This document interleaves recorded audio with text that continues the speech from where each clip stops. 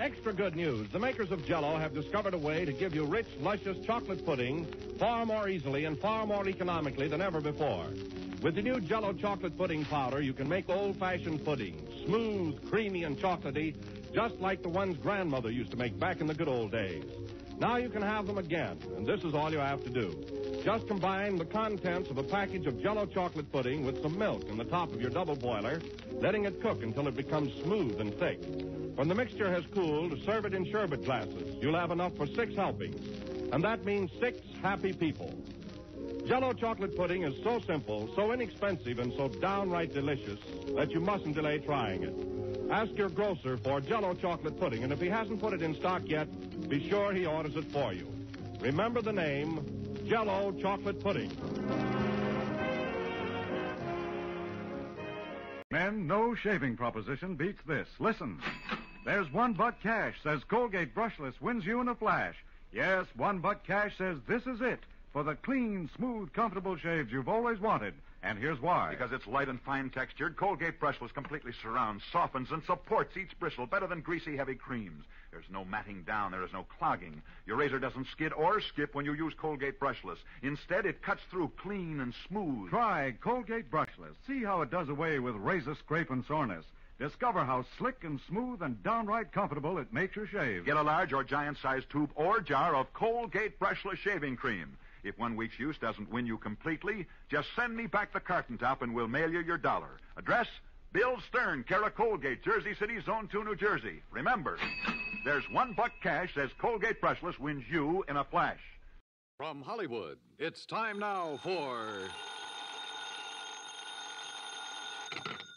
Johnny Dollar. Joe McNabb, Northeast Indemnity, Johnny. Oh, hi, Joe. What's up? At the moment, my blood pressure. Too much work?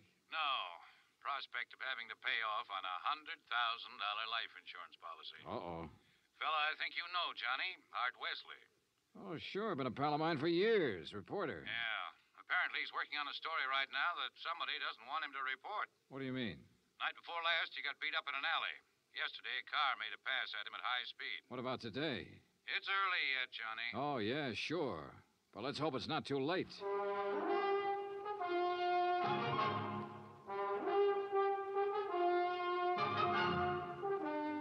Bob Bailey in the exciting adventures of the man with the action-packed expense account. America's fabulous freelance insurance investigator. Yours truly, Johnny Dollar.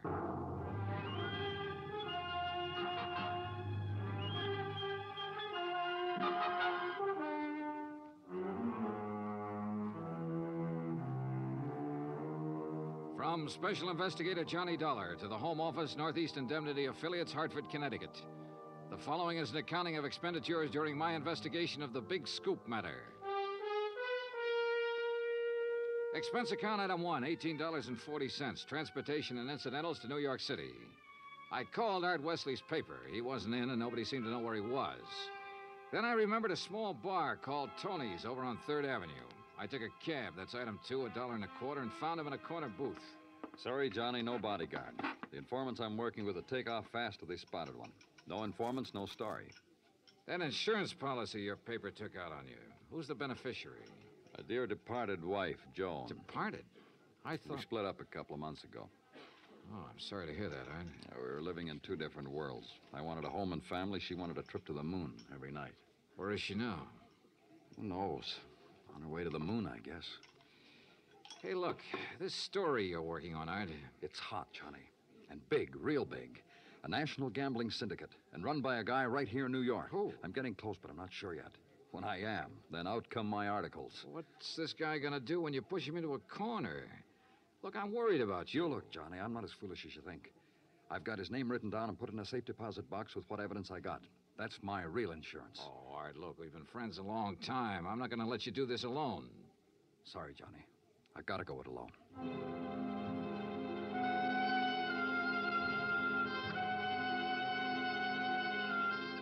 Since I'd gotten nowhere with Art, I decided to try his wife, Joan, even though they were separated. I found her in an apartment on East 68th, but she was hardly what you'd call cooperative. Look, Mr. Dollar, so you're a friend of Art's. At the moment, I'm not. Mrs. Wesley, your marriage with Art is none of my business.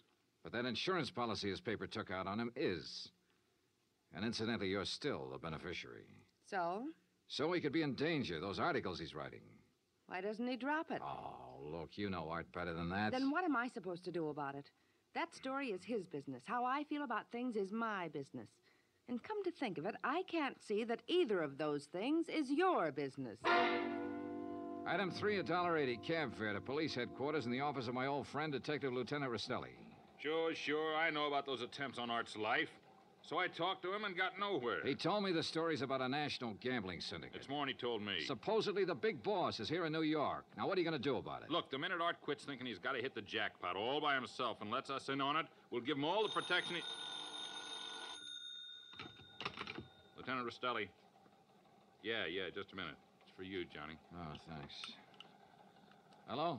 Art Wesley, Johnny. They told me at your hotel where to reach you. Anything new, Art? I'm leaving town for a few hours. This could be it, Johnny. Tonight could be the jackpot. Well, listen, let me go with you. Sorry, I gotta go alone. It's part of the deal. Art, it could be a trap. I can take care of myself. Call you when I get back. Wish me luck. Well, look, wait. Art! Art!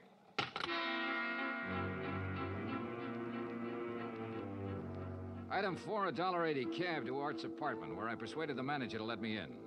I was looking for anything that would give me a lead.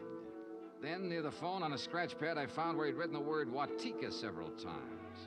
Sure, Lake Watika, upstate. Art had a lodge there. Item 5, $25 even for a rented car. It was a 3-hour drive to Lake Watika, which was bad enough. But to top it off, it started to rain, and rain hard.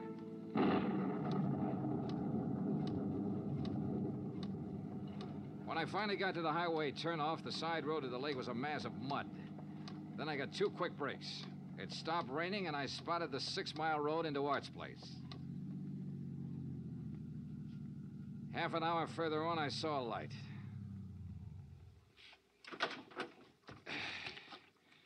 Art's car was parked at one side, and the front door of the lodge was wide open. When I got to it, I saw why.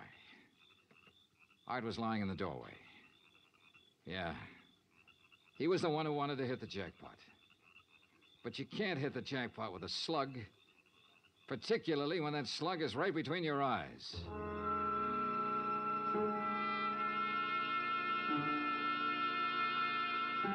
I drove to the sheriff's office and reported it.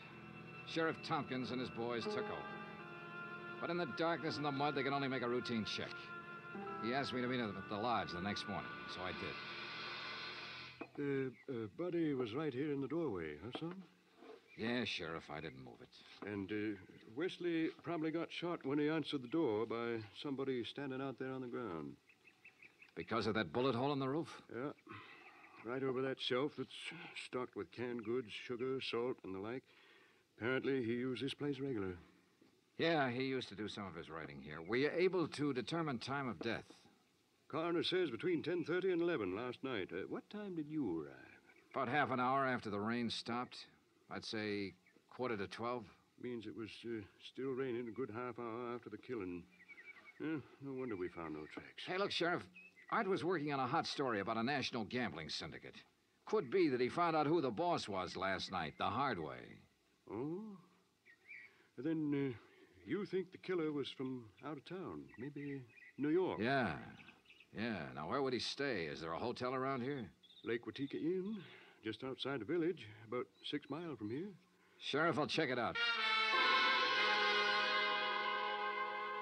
The guests here at the inn, Mr. Dollar? Well, we have only 2 who checked in yesterday. It's the off-season, of course. Yeah, clerk, who are they? Well, Mr. Cooper yesterday afternoon and a Mr.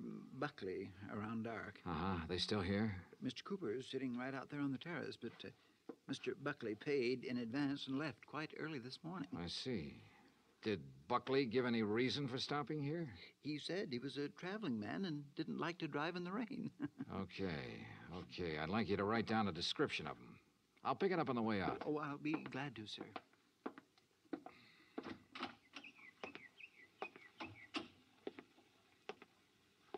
Hi.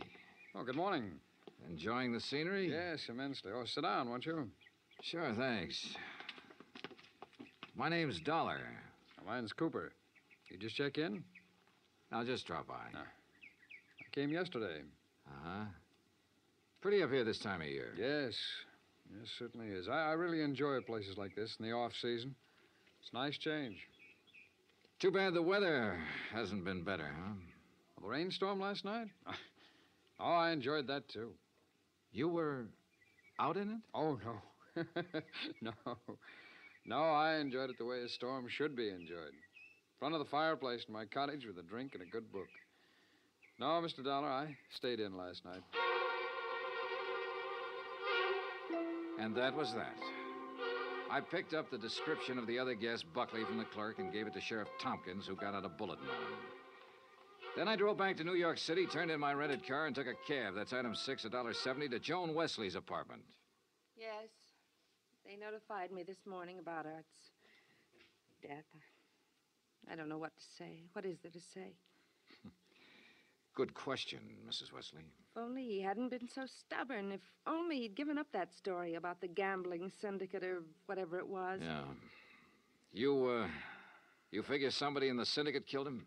Why, of course. Mrs. Wesley, did you know Art had gone on up to the lodge at Lake Watika? No. Mr. Dollar, I'm rather tired. One more thing. Did you go out last night? No. It was raining. I stayed here in the apartment. All evening? All evening. I see. Well, thanks, Mrs. Wesley. Maybe I was imagining, but it seemed to me Joan Wesley hesitated just a little before telling me she hadn't been out of her apartment last night. And if she had gone to Lake Watika, I checked the basement garage. Her car was clean. Too clean. Item 7, $5 to the garage attendant for some very interesting information. Joan Wesley had ordered her car washed first thing this morning. Why? Because the wheels were covered with mud from last night.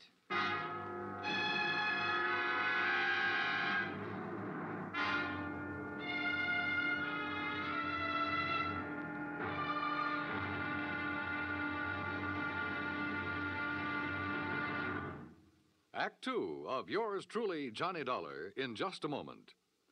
Better schools mean better citizens, better neighbors, better families.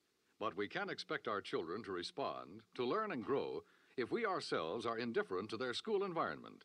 CBS Radio urges that you write to Better Schools, 9 East 40th Street, New York 16, New York, for information about how citizens can spark community action to improve their schools. That address again is Better Schools, 9 East 40th Street, New York 16, New York. Now, Act 2 of yours truly, Johnny Dollar, and the Big Scoop Matter.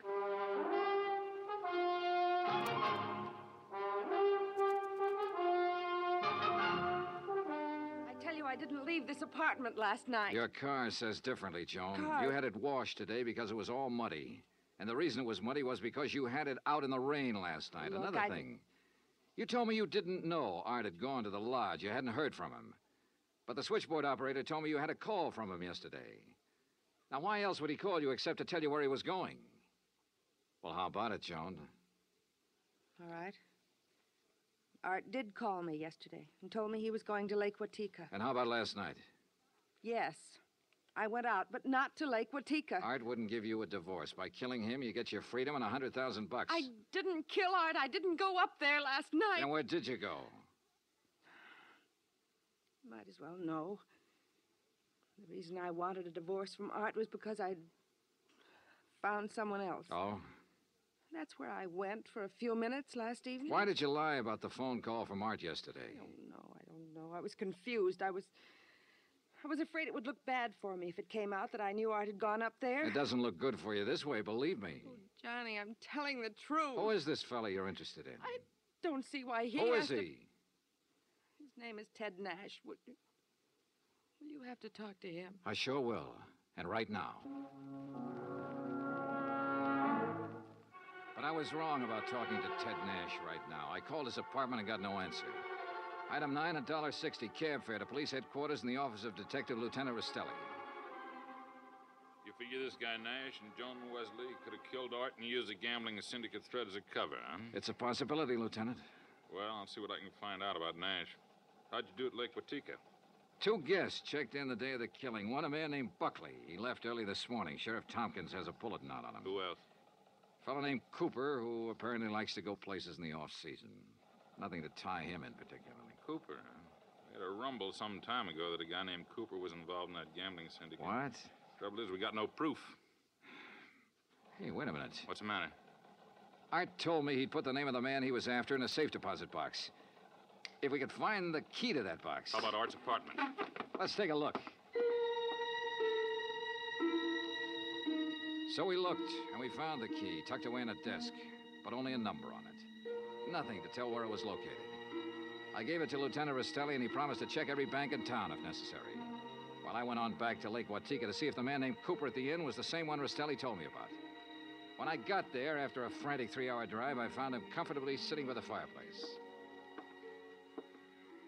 Well, Mr. Dollar, isn't it? Yeah, that's right. Cooper, I want to get right to the point. You told me you came up here to enjoy the scenery. Yes, that's right. Why? The man who was killed last night, Art Wesley, he was trying to expose a national gambling syndicate. Oh, that's very interesting. So? So, I know a police detective in New York who thinks you're a member of that syndicate. Well, now, Mr. Dollar, that's a very serious charge. I presume you have proof. Well? No proof. Well, in that case, I don't think there's any... Mr. Dollar, long-distance call for you. You can take it on that phone right beside you. Thanks, clerk. Johnny Dollar. Rastelli in New York, Johnny. Hi, Lieutenant. You locate that? Yeah, the safe deposit box, and in it we found the name of the man Art Wesley was closing in on. It's Cooper. Thanks very all right, much. So you... Well, Cooper, you wanted proof? We've got it. Evidence that ties you in with the syndicate. Clerk. Well, now, this is ridiculous, Is Dollar. it? Let me tell you the facts about this thing. Is something the matter, Mr. Dollar? Get Sheriff Tompkins on the phone, clerk. Tell him I've got Art Wesley's killer here. You mean Mr. Cooper? Oh, now, wait a minute. Now, look, Dollar. If you'd get your facts straight, you'd drop this silly notion of yours. What kind of facts, Cooper? What time was Wesley killed? Between 10:30 and 11 last night. But, Mr. Dollar, Mr. Wesley's place is some 6 miles from here. That's right. Why? Well, then Mr. Cooper couldn't have killed him. What do you mean? Last night, I took a drink to Mr. Cooper's cottage here at the inn. What time? Around 20 to 11, and I chatted with him for at least 15 minutes. Are you sure about that? Oh, quite sure. Well, Mr. Dollar, I'll buy you a drink sometime. Cooper strolled back to the bar with a satisfied smirk on his face. So the one man who had to be Art's killer couldn't have killed him. I collared the clerk again and had him repeat his story in detail. If you recall, it rained heavily last night, Mr. Dollar. Yes, I drove through it on my way up here. Well, I was making the rounds of the inn, checking windows, things like that, when the house phone rang.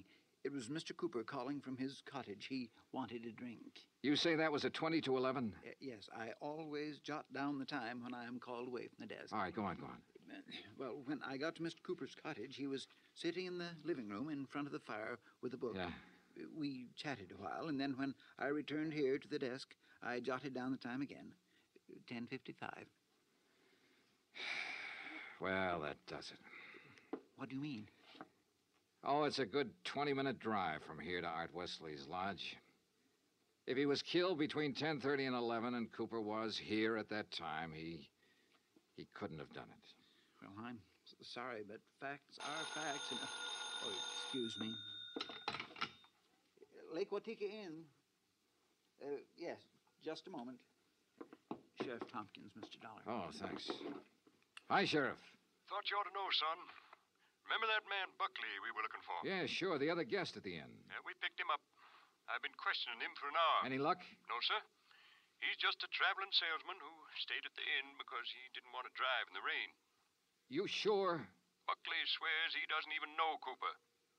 Just between you and me, Johnny, I think we got the wrong fella.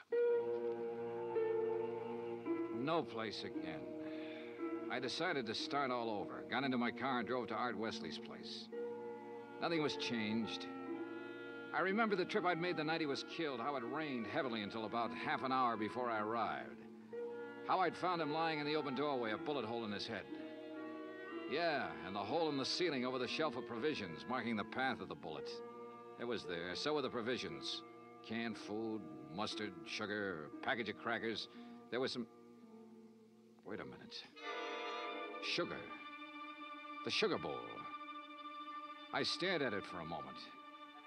I remembered a couple of things the room clerk at the inn had told me. And suddenly the whole deal slid neatly and quietly into place. I drove back to the inn fast. Cooper's cottage was empty, so I went inside to the bedroom and took a look around.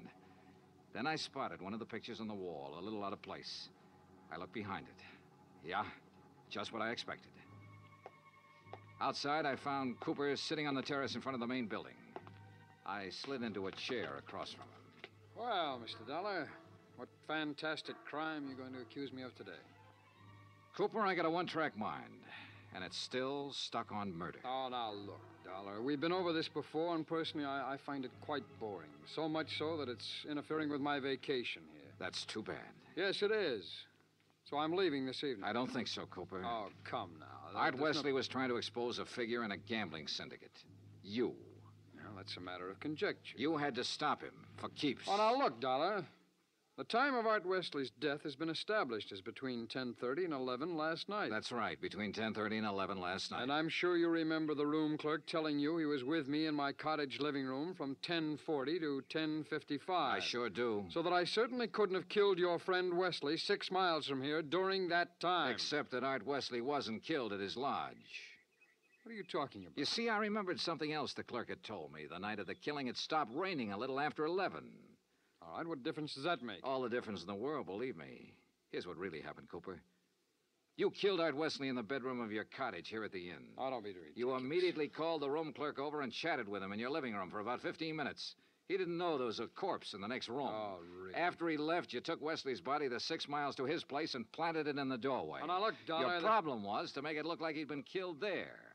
Then you remembered. The slug that had killed him hit the wall in your bedroom. That gave you an idea.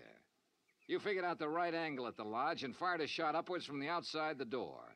It went through the ceiling at the back. All right, Dollar, I've had enough of your half-baked theories with no proof whatsoever to back them up. Correction, Cooper. This time I've got proof. There was a shelf of food under the bullet hole and a bowl of sugar directly under it. A bowl of... So what? When sugar gets wet, it gets crusty, and it stays that way. But the sugar in that bowl was dry. Now, if the killing was between 10:30 and 11, and it rained heavily until after 11, then some rain would have dropped through the bullet hole into the sugar. I see. But, Cooper, the sugar was dry. So the bullet hole was made after the time of the murder, when you planted Wesley's body there. Just a little detail, Cooper, but it nails you. That, and of course, the fact I found the slug that really killed Wesley just a couple of minutes ago. Oh? Buried in the wall of your bedroom behind a picture you'd moved slightly to cover it. Well, Dollar, I may as well tell you that I saw you come out of my cottage a few minutes ago. I figured you knew. So ever since you sat down here, I've been holding a gun on you under the table. You know, Cooper, I may as well tell you. Ever since I sat down here, I've been holding a gun on you, too. Well, you... Let's have it. Well, you didn't have any gun. A big-time gambler, bluffed right out of the game. Cooper, you're slipping.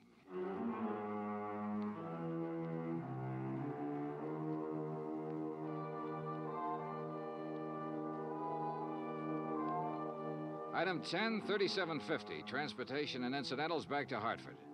Expense account total $187.40. Remarks? Cooper's awaiting trial. About Art Wesley? Well, I guess that sugar bowl was a dead man's revenge. And come to think of it, that revenge was pretty sweet. Yours truly, Johnny Dollar.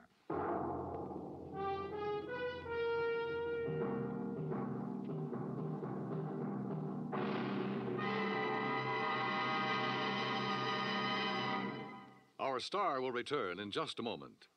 In days long since gone by, one had to go out in search of daring do. But in a fast-moving world, exciting things are happening right around the clock. Things you can be in on no matter what else you're doing, as long as your radio is nearby. With CBS newsmen on the job, you can make CBS Radio your listening post for world events. Stay tuned now for 5 minutes of CBS News, to be followed over most of these same stations by the FBI in Peace and War. Now, here is our star to tell you about next week's story. Next week, colorful New Orleans, from nightlife in the Latin Quarter to the dismal, deadly swamps. Join us, won't you? Yours truly, Johnny Dollar.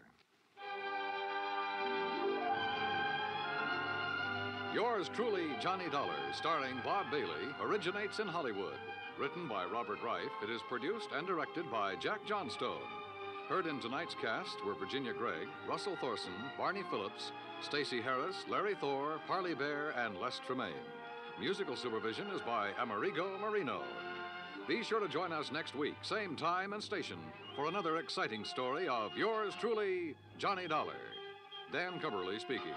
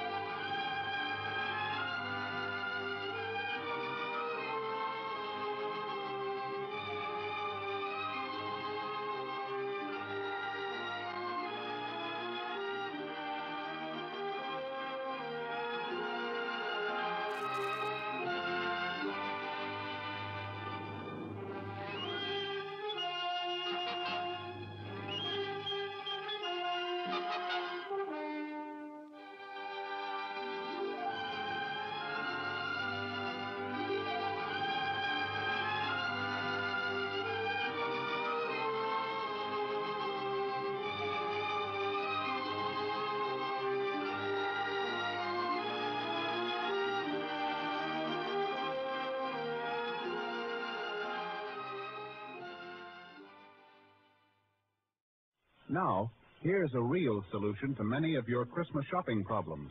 If your friends smoke a long cigarette, give the best of long cigarettes, Fatima. Give Fatima for quality. The name Fatima has always stood for the best in cigarette quality. Give Fatima for flavor. Fatima has a much different, much better flavor and aroma than any other long cigarette. Give Fatima. They're extra mild. Yes, Fatima is the long cigarette which contains the finest Turkish and domestic tobaccos superbly blended to make Fatima extra mild. Yes, extra mild. So give Fatima for Christmas in the attractive golden yellow carton. It's the long cigarette that has doubled and redoubled its smokers. Yes, more and more smokers every day agree Fatima is the best of all long cigarettes. If you want a long cigarette, smoke the best of long cigarettes. Smoke Fatima. Fatima is the long cigarette which contains the finest Turkish and domestic tobaccos superbly blended to make Fatima extra mild.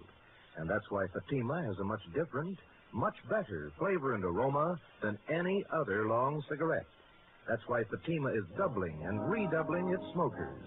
So, if you want a long cigarette, smoke the best of all long cigarettes. Smoke Fatima. If you want a long cigarette, smoke the best of long cigarettes. Smoke Fatima. Fatima is the long cigarette which contains the finest Turkish and domestic tobaccos superbly blended to make Fatima extra mild. And that's why Fatima has a much different, much better flavor and aroma than any other long cigarette. That's why Fatima is doubling and redoubling its smokers.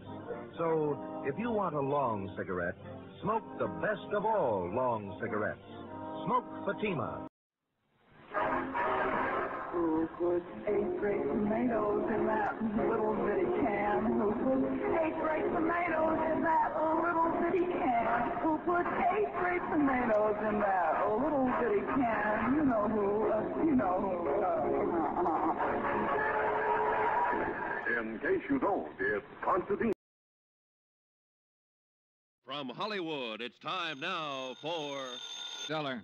This is Ed Porter, Mr. Dollar. You called my office? Yes, I'd like to see you as soon as I can, Mr. Porter. Well, of course. How long have you been in town? About a half an hour. Are you all squared away? I've got a room and I've had a bath, if that's what you mean. Well, then I guess you're ready to go to work. I will be as soon as I put on some pants. You sound in a rush. I'm always in a rush when I think somebody might be gypping us out of $100,000.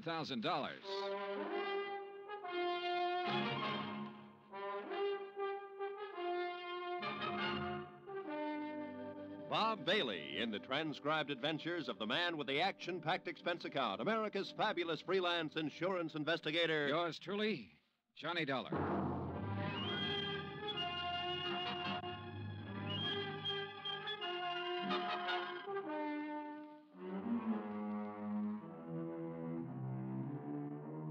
Expense account submitted by Special Investigator Johnny Dollar to Western Life and Trust Company, 826 Spear Boulevard, Hartford, Connecticut. The following is an account of expenses incurred during my investigation of the Markham Matter. Expense account item 1, $143.69, air transportation from Hartford to San Francisco. Item 2, $17 for incidentals along the way, including transportation from the airport to the St. Francis Hotel. I walked the 8 blocks to the Commodore building where Ed Porter had his office on the 4th floor. He was a short, thin insurance broker with a face like a tight drum. He apologized for the clammy weather as though it were his fault. He asked me how things were out on the East Coast and invited me to sit down, and looked as uncomfortable as he was. I got the telegram you were coming last night. Investigator. I've never met one in all my years in the business. Must be very interesting work. Yeah. Look, I don't want to take up too much of your time, Mr. Porter, but I would like to get some information from you. Oh, certainly, Mr. Dollar. What can you tell me about a man named Floyd Markham? Markham? Well, he's the husband of a client of mine. I've met him, but I really can't tell you too much about him. My dealings have always been with Mrs. Markham. She's my customer. Then tell me about Mrs. Markham. Oh, certainly. I'm not going to ask why. I'm sure you have a good reason for coming all the way to San Francisco. The Home Office thinks I have an excellent reason. Yes. Mrs. Markham. Well, I've known her for 20 years as a customer. She's wealthy, always has been, and she handles her money well, and she lives rather well. Mrs. Markham's the one who has the money, huh? Mr. Markham is a salaried man, an industrial engineer. Frankly, I think he depends on Mrs. Markham for his livelihood. Oh, yeah. These 2 checks were issued to Mrs. Markham this year. Recognize them? Yes. Full payments on 2 endowment policies, $50,000 apiece. And they've cleared the bank. Anything wrong with them? Nothing wrong with the checks. On payoffs like this, I always take it in person. It's a custom, of course, to call and make an appointment and deliver the check to the client. Mm-hmm. And try to sell a little more insurance in the bargain. Well, that's about the idea, yes. Yeah. Anything strange about Mrs. Markham when you delivered either one of these checks? No. Before I left Hartford, I looked up her insurance records. Her premiums are always paid right on the button. Mrs. Markham doesn't have a business office or a business manager handling her affairs. The checks are always personal checks on her personal account. Now, can you explain why someone like that might forget a 3rd endowment policy? Why, no. Well, there is a 3rd endowment policy. It matured this month. I have the check with me for $50,000. Well, yes, but this business of forgetting... Floyd Markham called Hartford and spoke to the head of the endowment division. He explained that Mrs. Markham was ill and didn't know whether or not a 3rd policy existed. He said he was checking for her. Uh-huh. Now, you say you've known Mrs. Markham over a period of 20 years. Well, is she the kind of person who'd forget $50,000? Oh, no one forgets $50,000. Did you notice that both of those checks were deposited in the Markham's joint account? Well, no. So they were. Maybe Mrs. Markham's feeling generous these days. Why do you say that? Well, they have a rather strange relationship as far as I've been able to perceive. I mean, what money he makes is his, and what she has is hers. Oh, yeah. I always like to get out of that house because they never seem to me to be a very close couple in any way. But this seems to make sense now. How's that, Mr. Porter? Well, now, I called up and made an appointment to deliver both of these checks. The first time I went over, Mrs. Markham was ill. And the second time, she had just stepped out for a few minutes. Well, who accepted the checks? Mr. Markham. Both times? Yes. As a matter of fact, now that I think of it, he made the appointment on the phone both times. When was the last time you saw Mrs. Markham? Last spring. A check with the bank revealed that Mrs. Markham had not personally made a deposit since June the 18th. The deposit slips were initialed by Floyd Markham. The checks were endorsed by Leslie Markham. There had been no unusual withdrawals. Expense account item 3, $30, stenographic and notary services for the attached statements. Mrs. Markham's been having her hair done here for nearly 10 years now. Once a week, every Thursday morning. Then she just stopped. I called her home, and Mr. Markham informed me that she was away on an extended trip. Mr. Markham called us, it was last June, and informed us that Mrs. Markham was resigning her membership in the Bridge Club. I telephoned the house twice to see what was the matter. Mr. Markham answered both times and said Mrs. Markham was out. Well, she used to come in here 2 or 3 times a month. Made us go over the car from top to bottom. She hasn't been around now for 7 or 8 months. I don't know who's taking care of the car.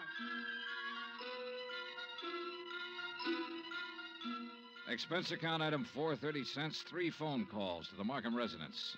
I didn't state any particular business. I simply asked to speak to Mrs. Markham. Each time I called, a male voice answered. Each time, the male voice told me Mrs. Markham was out, she was ill, and she was away on a short trip. Industrial Management Limited, Floyd B. Markham president, has a 3-room office suite near the Embarcadero. 10 years ago, it had been sensationally new and glassy. When I got there, the carpet was a little too thin and the varnish a little too thin, too. The whole place smelled faintly of mildew. Yes? I'd like to see Mr. Markham, please. Do you have an appointment? No, not exactly. My name is Harris. I'm with the Cleveland Pump Company. Pump company? Yes, we're setting in 38 of our installations at the new plant in Valparaiso. Didn't you get my letter? Well, I'm sorry. I'm afraid... May I ask your name again? Harris, Stephen B. Harris, Cleveland Pump Company. Oh, yes. Well, Mr. Harris, I'm afraid Mr. Markham never received your letter. When did you mail it? 30 days ago. Maybe it was 2 weeks. Well, tell Mr. Markham I'm here and I'll... I'm sorry, Mr. Harris. Mr. Markham isn't in the office just now. Oh. Well, I'll wait. Well... Well? He won't be in today. As a matter of fact, he won't be in the rest of the week. Where can I call him? Well, I'm afraid that's impossible. Can't I call him at home? No. Now, look, is he in business or isn't he? Mr. Harris, Mr. Markham hasn't been in the office for 6 months or more. He's tied up on a rather long-range project. What's your name? I'm Miss Beidler. Why didn't you say that in the first place, Miss Beidler? Well, who else can I talk to here? No one, I'm afraid. You mean that's all there is in this office? Just you and him when he feels like coming in? I'll tell Mr. Markham you were here. The Markham house was on Fiorella Street, about 6 blocks from the Fairmont Hotel. Stone walls, iron grillwork, tangling ivy. An old house that had been built by rich people for rich people to live in. The kind of shabby-looking place that only New Yorkers and San Franciscans can get by with and still be called wealthy. I used Ed Porter's car with the Western Life and Trust Company emblem on the door, parked it in the driveway as close as I could to the entrance. It was exactly 1 o'clock when the door opened. He was tall and pretty, with black hair and broad shoulders. Yes? What is it? I'd like to see Mrs. Markham, please. I'm Mr. Markham. Can I help you? My name's Dollar. I'm with Western Life and Trust Company. Mr. Porter called you? No, he didn't. Oh, well, it must have slipped his mind. He said he was going to call. What's it about? I brought a check from Mrs. Markham on her 3rd endowment policy. Oh. Well, I'll give it to her. She isn't in right now. Well, I'm supposed to deliver it to her. I'll come back another time when she's in. No, you can give it to me. I'll see that she gets it. I'm sorry, Mr. Markham, but I have to give Look, I know you want to give her the check and try to sell her some more insurance. She's just not in the market. And you can save your little spiel where it'll do some good. Oh, you misunderstand me, Mr. Markham. I have to deliver this to her in person. What's your name again? Dollar. Johnny Dollar. Come in. I'll wait till she comes back and make an appointment. Mr. Porter told me he'd made it for 3 today. She's here. Just come in. Why the runaround, then? Mrs. Markham is desperately ill. I don't want to disturb her with things like this. Well, I'm sorry to hear that. What's the trouble? Very serious anemia. So if you'll just give me the check... I have a report to make out when I deliver this. I just Only take a minute to hand her the check. Then it'll be off my mind and off your mind. Now, look here, Mr... Didn't you call the company's home office about this check? I called because Mrs. Markham requested me to call. Oh, yes. Just wait here. In the little swirl of his exit, I smelled shaving lotion and guessed at the brand name.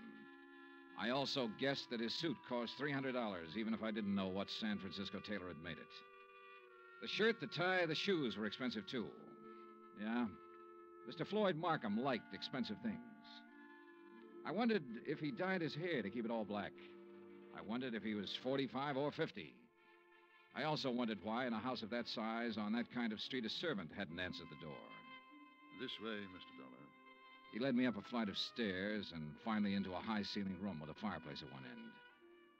A gray-haired woman with a sharp, angular face was seated near the window, looking out over the city and the bay.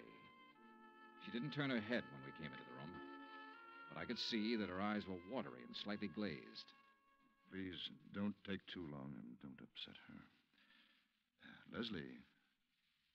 Leslie, dear. Yes, Floyd. This is Mr. Dollar from the insurance company. He has something for you. Be a good girl, Leslie. Speak to Mr. Dollar. How do you do? And ask him... Yes. How is Mr. Porter? Oh, he's fine, Mrs. Markham, fine. He'll be sorry to hear that you've been ill. I really would rather that you didn't tell Mr. Porter. Oh.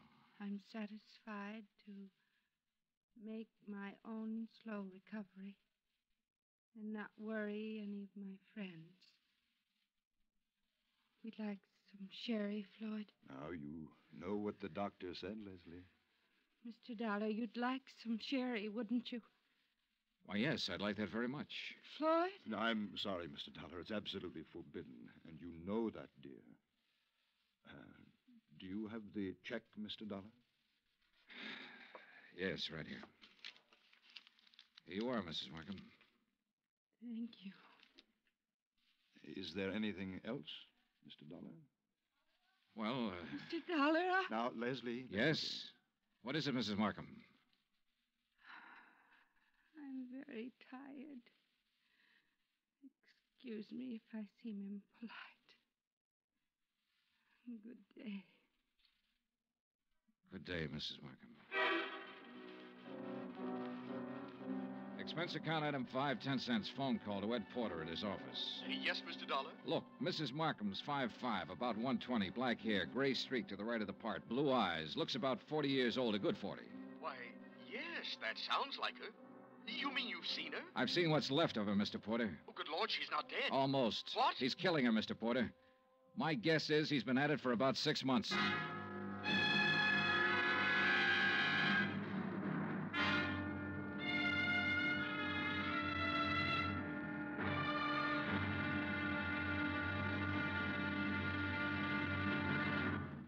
Act 2 of yours truly, Johnny Dollar, in just a moment.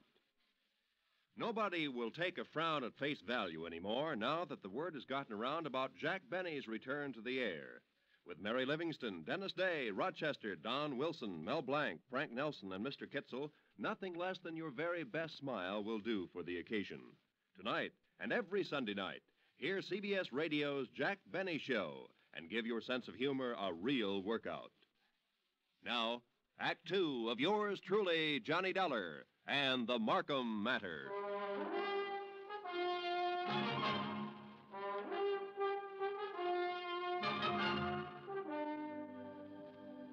Take a rich old house on a rich old street in San Francisco. Walk in with a legitimate insurance check for $50,000 and tell a man named Floyd Markham you want to deliver it to his wife. Tell him this when you know that no one has seen or heard from his wife in 6 months.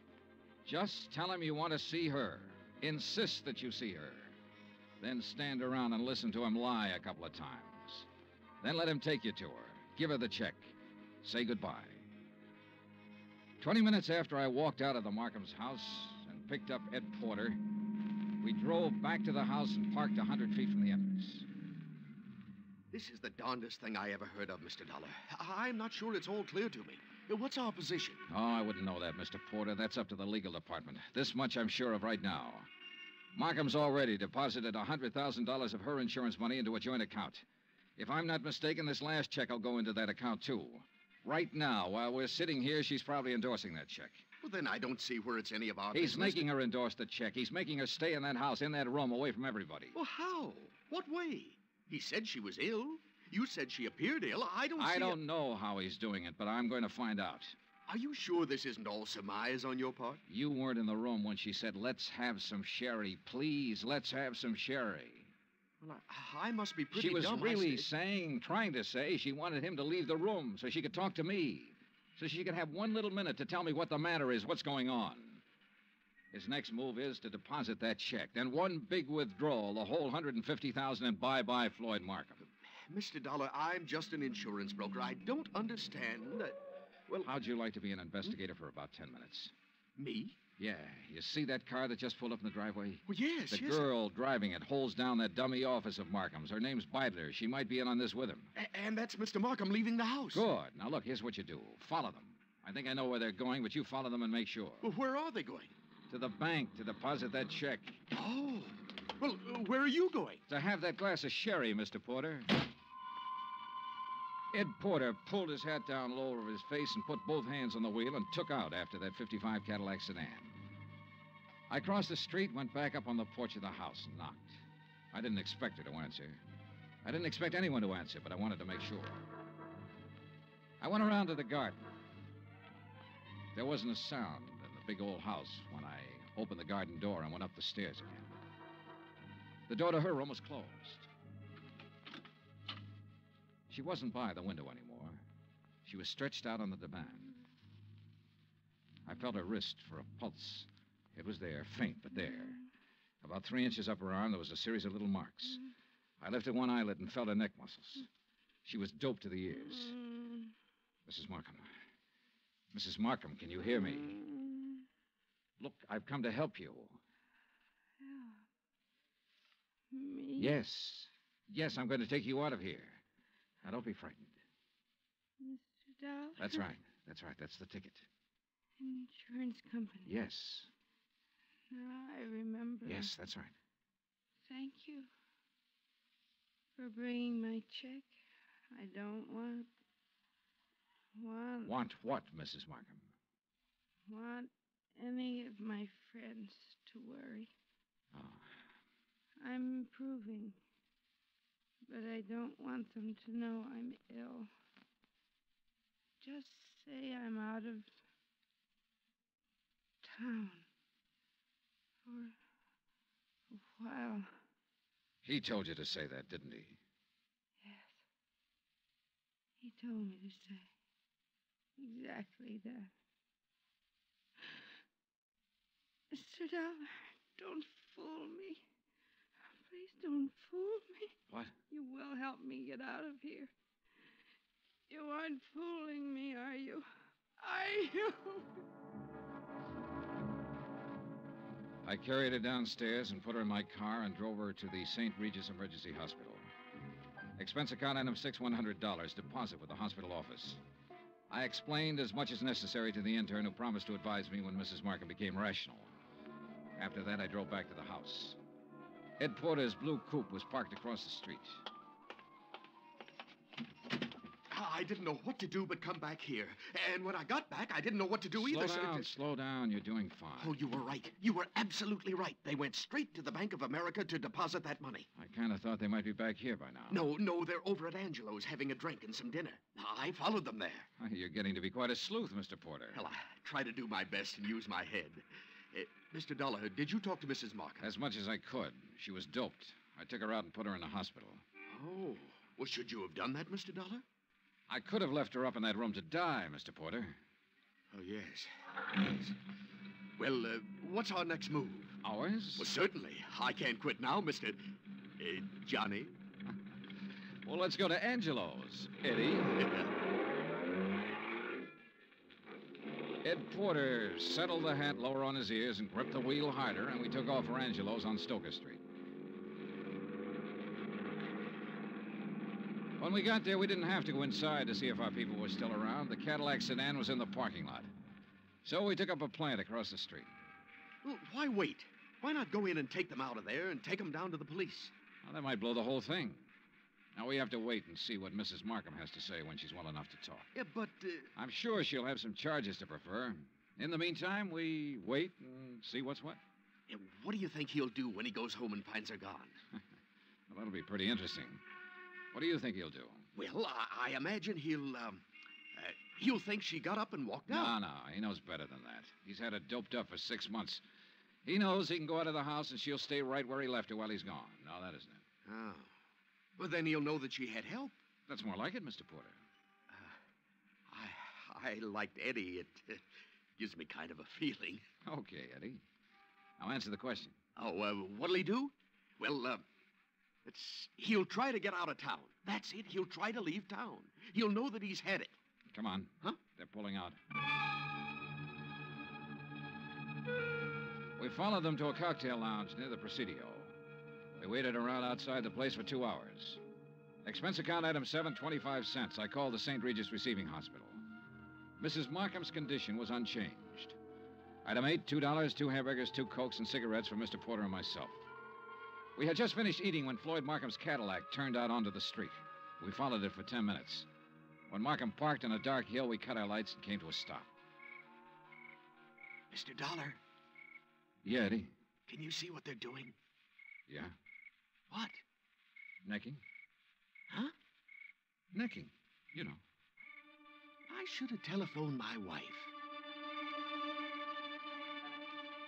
At 12:10, Floyd Markham turned the car around and drove back into town. We followed once more. We saw him double park outside a 4-story apartment house on a steep hill, let the woman out, then drive on. Eddie? Yeah, Johnny? Think you can handle something else alone? Oh, I'd love to. Women sometimes talk a lot easier than men. You keep on him. When he finds his wife absent, I want to know where he goes. Wherever it is, I'll let you know. You gonna shake her down? Something like that. Yeah. Get going.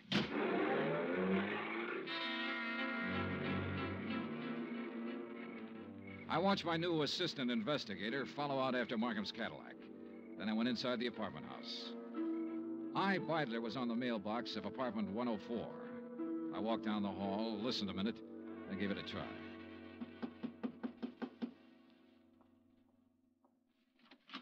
Yes? Well, what on earth are you doing? I'm here to see you, Miss Beidler. It's important. You're, Mr. Harris. I'm Mr. Dollar, Johnny Dollar. I'm an insurance investigator. Oh. There was something about you today. I wasn't sure. Now you're sure. Oh, what are you doing? Right now, I'm working for Western Life and Trust Company. You better sit down. Well, I don't know that I'd better do anything, Mr. Dollar. You're rather rude. Then you can stand. We've been checking into Floyd Markham. I don't think I have to tell you what we found out so far. I think you also know that by this time tomorrow he'll be in jail and you might be right along with him. Well, I'm sorry, Mr. Dollar. I simply don't be sorry. Just use your head. I said you might be right along with him. On the other hand, if you have some useful information, the insurance company might be useful to you. What do you mean? Well, I figure he sold you on an island trip or an estate in the country bill of goods. It'll be harder getting it out of him, but we'll get it one way or another. We'll get it all right. Now, what do you want to do?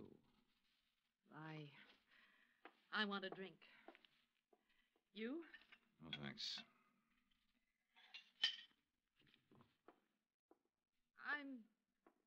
I'm not bad. I'm not a criminal. I've never been in trouble. You are now. Why? Because I fell in love with him? Because you were helping him kill her. What are you talking about? Mrs. Markham. She's in a hospital right now. What? I took her there myself today. He's had her doped with I don't know what for months. Having her sign checks, endorse deposit slips. Funny. Is it? He told me that Mrs. Markham was out of town, divorcing him. I wondered how. You were right. It was a country estate. In England. A genteel life, he said. The London theater, walks in the country, little harmless things that most people can never do. He said we could do them as soon as he cleaned up his affairs. Why, tonight he said we could start packing.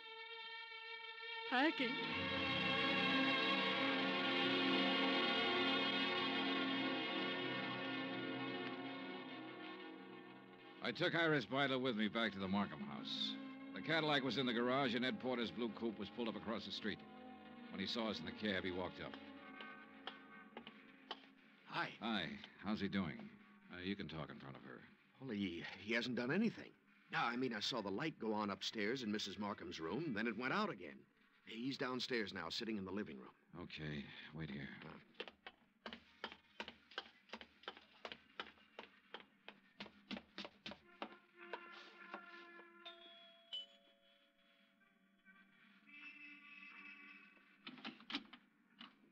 Hello, Markham. Hello. If you're worried about your wife, which I doubt, she's in a hospital. Are you a policeman? Insurance investigator. That's Miss Beidler in the taxi over there. Oh. I want you to come with me now. Of course. Yes. You said your name was Dollar? That's right. Why couldn't you have come around, say, next week? She'd have been dead by then. That's the way she should have been for 16 years. Dead. Yeah. Come on, Markham.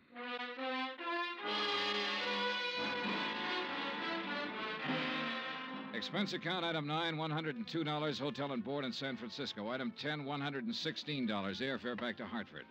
Item 11, $42.16 miscellaneous. Remarks? This one will wind up in court. Mrs. Markham's charges will include attempted homicide, attempt to defraud, attempt to... In the end, it was his attempt to run away, and it didn't work. It never works. Even if you get away, you find something new to run from. Total expenses, $968.20.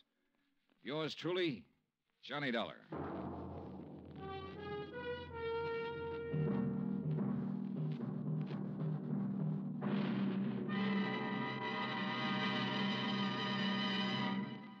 Now, here's our star to tell you about next week's story. Before I do, I want to say something to you about Thanksgiving. Now, there's a day that deserves celebration. And heartfelt thanks to the God who made us for being able to live in the most free and peaceful and bountiful country in the world. And yet, why wait for next Thursday or any Thanksgiving Day? For Americans, it seems to me, Thanksgiving should be every day. Think about it, won't you? Next week in our story, New Orleans, the French Quarter, a beautiful girl, and high adventure. Join us, won't you? Yours truly, Johnny Dollar.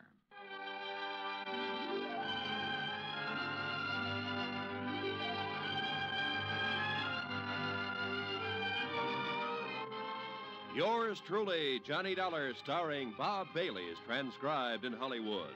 Written by John Dawson, it is produced and directed by Jack Johnstone. Heard in tonight's cast were Lois Corbett, Frank Nelson, Virginia Gregg, Bert Holland, Paula Winslow, and John Daner.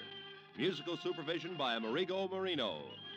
Be sure to join us next week, same time and station, for another exciting story of yours truly, Johnny Dollar. Roy Rowan speaking.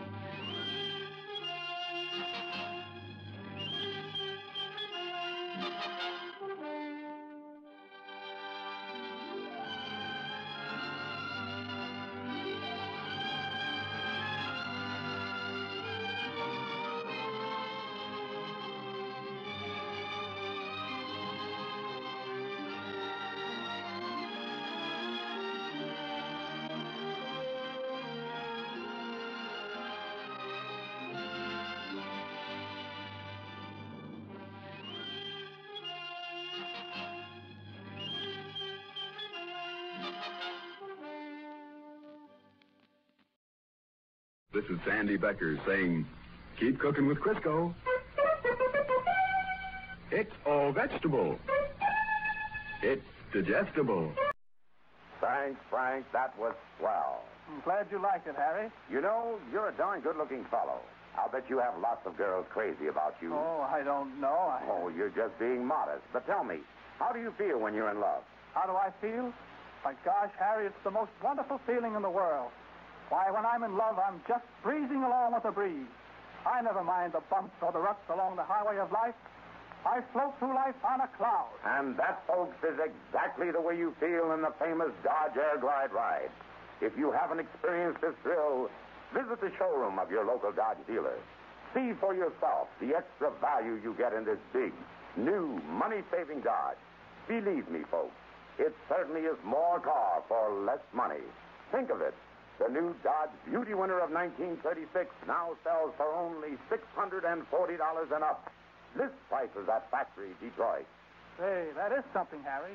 But how about you singing a song now? Don't.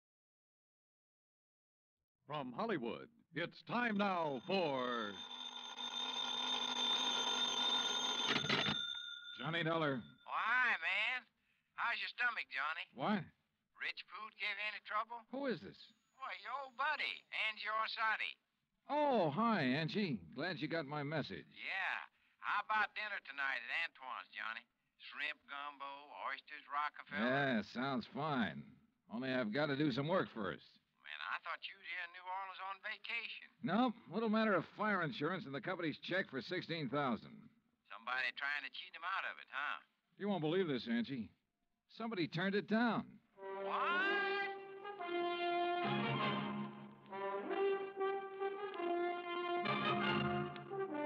Bob Bailey in the exciting adventures of a man with the action-packed expense account. America's fabulous freelance insurance investigator. Yours truly, Johnny Dollar.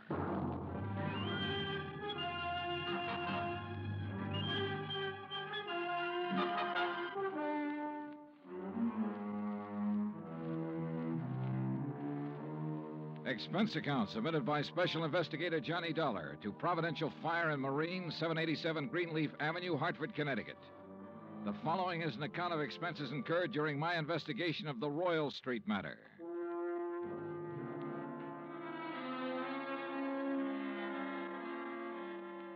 Expense account item 1, $103.82, transportation to New Orleans. Item 2, $4.20, cab from the airport to the Roosevelt Hotel. After unpacking, I put in the call to my old friend Angie Orsatti. Nobody knows the French Quarter or the people living there like Angie does. For 3 months of the winter, he stays in the swamp, trapping muskrats. The rest of the year, he lives with his mother near the Cabildo. Angie wasn't in, but his mother said she knew where to reach him, and 5 minutes later, he returned my call. We arranged to meet for dinner, then I phoned the agent who had sold the policy in question. His name's Binford, and naturally, he was anxious to see me. C.D. Binford's office is on the 3rd floor of the Hibernia Bank building. He's a stocky, red-faced man, probably in his late 50s. Come in, Mr. Dollar. Come in, come in. Thanks. Help yourself to the chair. Say, you fellas sure don't waste any time, do you? We try not to, Mr. Binford. C.D., boy. What? You call me C.D. like all the other folks do. Oh, okay, C.D. Yeah. Now, like I was saying, you boys sure don't waste any time at all. Why, I didn't even call the home office till day before yesterday. I know. When was the fire? Last week on Thursday night. What'd they tell you about it? Well, not very much. Figured I'd get all the information from you. Well, it's a doozy. First time I've ever run across a policyholder who wasn't yelling for us to pay him yesterday for his loss today. You know what I mean? Yeah. Who is the insured, Mr. C.D.? Man named Dupas, Henry Dupas. Took out a policy for $48,000. That's full coverage on his antique shop down on Royal Street. How long ago? August, just 3 months back. I've been after him for, maybe 5, 6 months to buy some protection, but he kept saying didn't have the money. Didn't have the money? And one day I dropped in to see him about his car insurance, and right off he told me to write a policy giving him full fire coverage on the shop. Well, how do you arrange to pay it? Cash, in full, the day I delivered the policy. He tell you why he changed his mind? Yeah, not exactly. Bet he mentioned something about times being better. I reckon they must have been. Why'd he say that? Well, a few days later, he had the back part of his shop all painted and fixed up. And that's the part that burned. And he hired himself a girl to work in the office. A real good looker, too. Well, what caused the fire? You know? I sure do. Antique kerosene lamp got knocked over accidental. According to what Dupas told the fireman, he was in the back of the shop with a customer showing him the lamp. Uh-huh. When it fell, the fire started. The two of them tried to put it out. Reckon that's why they didn't call the fire department right off. Uh-huh. And did Dupas tell you the same thing? Dupas? He didn't didn't tell me nothing. Well, he reported the fire to you, didn't he? He did not, and that's what's got me so riled up. I wouldn't know about it now if I hadn't dropped in there the other day. Was DuPont there when you stopped in? Yes, sirree. And when I saw how the place looked, the whole back of the store gutted out and a slew of his antiques destroyed, I let him have both barrels, I tell you. Oh, what'd he say to that? Well, nothing too much. Just acted like he wasn't interested in whether we paid for it or not. Didn't even ask for a claim for him. That's funny. Sure is. I thought maybe he was so upset over losing some of his valuable antiques, he didn't know what he was doing. So, after I checked with the fire department, got a copy of their report, I typed up a claim for him. You figured the damage at $16,000, right? Mm-hmm. I knew how much he'd spent fixing up the back. When I'd issued the policy, I'd gotten an estimate on most of the antiques. So what happened when you gave him the claim? He signed it? He did not. Said to forget about the fire. And when I kept after him, he called me a busybody and told me to get out of his shop and stay out. What do you think, C.D.? You have any idea why he didn't report it or sign that claim? If I had, boy, I wouldn't have sent for you. I left Binford's office and walked over to Canal Street. The sun had gone down and a cool breeze was coming in off the river, bringing with it the smell of coffee beans and fruit from the banana boats. I crossed Canal and turned onto Royal, heading into the French Quarter. When I reached Henry Dupas' antique shop, I stopped. There are a lot of antique shops on Royal. All of them look pretty much the same. The building's as old as the fine rosewood mahogany pieces they shelter. There was nothing different about this one, at least from the outside. The fire had started and finished in the rear of the building. I tried the front door, but it was locked. I didn't think anyone would be there that late, but I knocked anyway.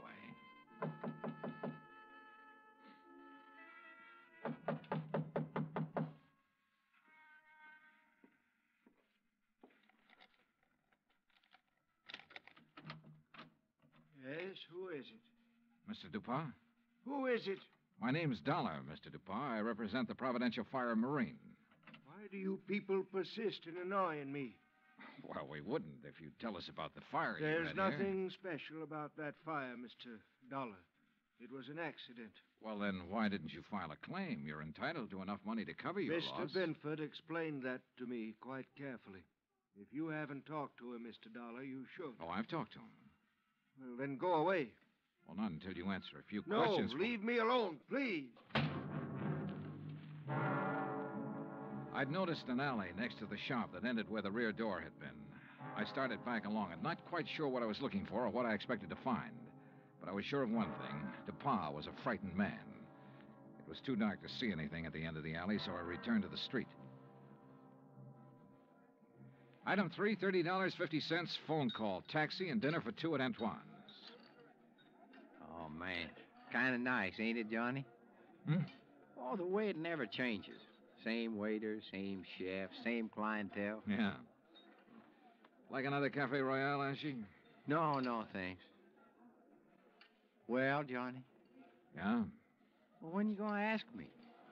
Ask you what? Oh, don't kid me, John. You had that old bloodhound look in your eye ever since we sat down. What's the question? Okay, Angie. What do you know about a man named Henry Dupas? Dupas' antique shop? That's right. Oh, not much. Seen him around some's all. Yeah, where? Oh, you know what kind of places I like, Johnny. Yeah, but I can't picture Dupas liking them. Well, maybe he don't, but maybe that little old blonde he's been carrying with him does. Blonde? Yeah, you know. Female, girl, bleached hair. I know. Yeah. How old? Oh, 24, 5. Yeah, real nice for old coot like him. Real winter and spring, huh? Yeah. You seen him together often? Oh, a few times. Saw him about 2 weeks ago at Butcher's place. Hey, you know something? I walked in there that night with a 5, and I walked out with 200. How about that? Great. You know who the blonde is? No, but I might be able to find out. You want? Yeah, I want. I left Angie and started back toward Royal Street. On the way, I ran up item 4, $1.85 for one flashlight and batteries. The shades on Dupas' shop were drawn, but I could tell there were lights on inside. In the alley, a small pickup truck was parked near the side entrance to the shop. In the back of the truck, looking like they'd just been taken off the boat, were several stalks of bananas. There wasn't much else to see except the charred wood and refuse left in the alley after the fire. I started back toward the street when a man, a much larger man than DuPont, came out the side door and got into the truck. He turned over the engine and switched on the lights before I could get clear. Hey, what are you doing there? Hold it, mister, right there. Here, buddy, you just hold it. What were you doing back there, huh? Well, right now, mister, I'm wondering what this load of bananas is doing in an antique shop. What is it, Carl? Well, I just caught this guy snooping around in the back. What? It's Mr. Dollar. Yeah, that's right. You know him, DuPont? He's one of those insurance men I told you about. Oh, well, what are you here for, Dollar? Didn't DuPont tell you he doesn't want any money from you people? Now, why not? Because he's afraid we might have to take a good look around before paying no, off? No, son. Now, look, Dollar. Mr. DuPont has been okay with you people, so you got no reason to come snooping around. Especially after he's told you he don't want you around. So now maybe Mr. DuPont will have to do something to keep you away. Ain't that right, Mr. DuPont? You know what I mean. Yes. Yes, all right, I'll do it, Carl. And he'll never bother us again. Go on, Dollar. Get out of here. At the time, I had no idea what they meant to do, so it wasn't easy to turn my back on them. But I did. And nothing happened. I went back to my hotel and hit the sack, and I must confess I slept later than usual the next morning. I was still in bed when the phone rang.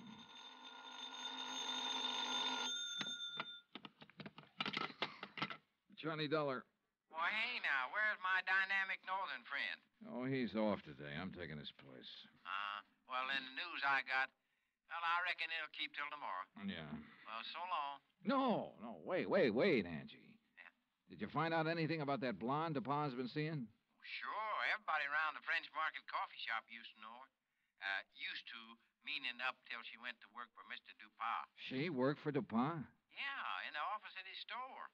Started in there about 3 months ago. Well, come on. Well, since then, nobody sees her anymore. At least none of her old gang. You know where she lives? Yep. The Pont Alba Apartments. That is, unless she has moved. Well, what's her name? Rose Ellen. What? Yeah, she used to be a dancer. That enough for you to go on? Yeah, Angie, thanks. That's plenty. Expense account item 5, $1.40 cab fare from my hotel to the Pontalba Apartments. The list of names on the register near the manager's office told me Rose Ellen's apartment was number 215. But when I got up there, the girl who opened the door wasn't a blonde. Yes? Oh, I'm looking for Miss Rose Ellen. She isn't in. Oh, she at work? Who are you? I mean, are you a friend of hers? My name's Dollar, Johnny Dollar. I'm an insurance investigator. Well, she hasn't done anything, has she? Well, not that I know of. Look, Miss... Garbo. Garbo? May Garbo. You're a dancer, aren't you? How'd you guess? Oh, I'm good at recognizing talent. Oh? Would you like to come in? I've got some coffee on. Well, that'll be just fine. Say, you've certainly got a nice view of the square from here. I suppose.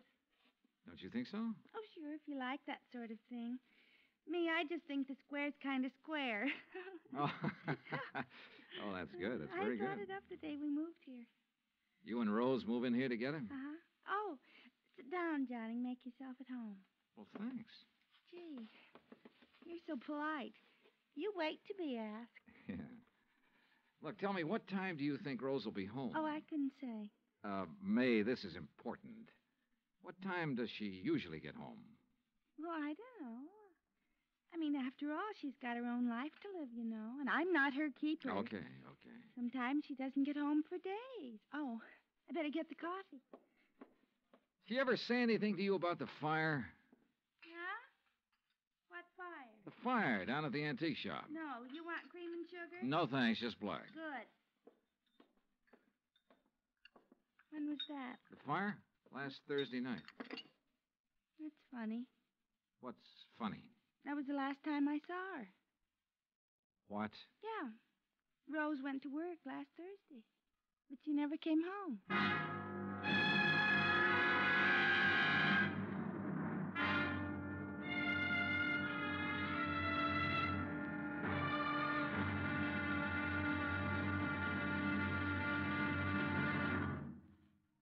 Act Two of yours truly, Johnny Dollar, in just a moment. You don't have to be a special investigator to know that Americans don't take their civic responsibilities lightly. The Election Day turnout proved that beyond any shadow of doubt. So now it's time for you to face up to another responsibility to the nation in just as straightforward a way. Our Ground Observer Corps needs volunteers. We at CBS Radio urge you to write or telephone your nearest Civil Defense Center to learn how you can help in this vast program that patrols our skies. Now, Act Two of yours truly, Johnny Dollar, and the Royal Street Matter.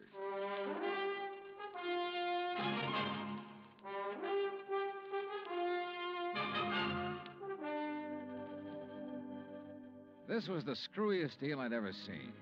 A guy refusing insurance money he was entitled to. Rose Ellen was my one lead, so I continued questioning May, her roommate. May told me this was the first time Rose had been away so long without at least sending for a change of clothes. I asked about Rose's boyfriends. She told me Rose had been going with one other man beside Dupont, but she didn't know who he was. After May promised to call me if she heard from Rose Ellen, I left. Expense account item 6, $1.90, taxi from the Pontalba Apartments to the Hibernia Bank Building. My insurance contact, Binford, wasn't in. So while I waited for him, I wondered again why Dupont had refused to sign the claim for the fire damage to his shop. Could he afford a loss of $16,000? I wondered if something had happened in that shop, something Dupont tried to cover up with a fire. I was wondering what it could have been when Binford walked in. Well, I'm glad you're here, Johnny. We got trouble. Oh? I hear you paid Dupont a call last night. That where you've been? Yeah. He phoned me about 10, wanted me there fast. Oh, boy. I wish I had sense enough to stay away. Well, what happened, CD? Now, before I tell you that, you tell me what he said to you last night. Nothing important. Just something about fixing it so I couldn't bother him again. Oh? Well, he did. How? He canceled his fire insurance policy and every other policy he ever bought from me. Cancel? Yeah. So you might as well go on back to your hotel and pack, Johnny. It's none of your affair now, no matter what he's up to. Yeah, it's too bad it had to turn out this way. You want a drink before you go? Yeah, guess I need one. Yeah. What'll it be, scotch or rye? Scotch, neat, please. Good, saves making a mess. When you reckon you leave? Oh, I don't know. I'll check with the airline when I get back to the hotel. Mm-hmm. Yeah, there you go. Thanks. Better luck next time. Well, that's that. CD. What about the policy? Policy? Did he return the policy to you? No, I said do it tomorrow. But he's covered until he does return it. Does he know that? Why, no. I don't reckon he does. Good. He might get careless. And as long as that policy is in force, I can bother him as much as I want. Oh, I don't see what's the use, Johnny. He'll have it here by tomorrow evening. That still gives me 24 hours to get lucky. CD, you said something about a customer being with him when that kerosene lamp was knocked over. Mm-hmm. According to what he told the fire department, there was. You had that person's name? Well, I should have. I took it from the fire department report, and I've got that right here. Here it is. Now, let's see. The name was Andrew W. DeLong. Address 1515 West Claiborne.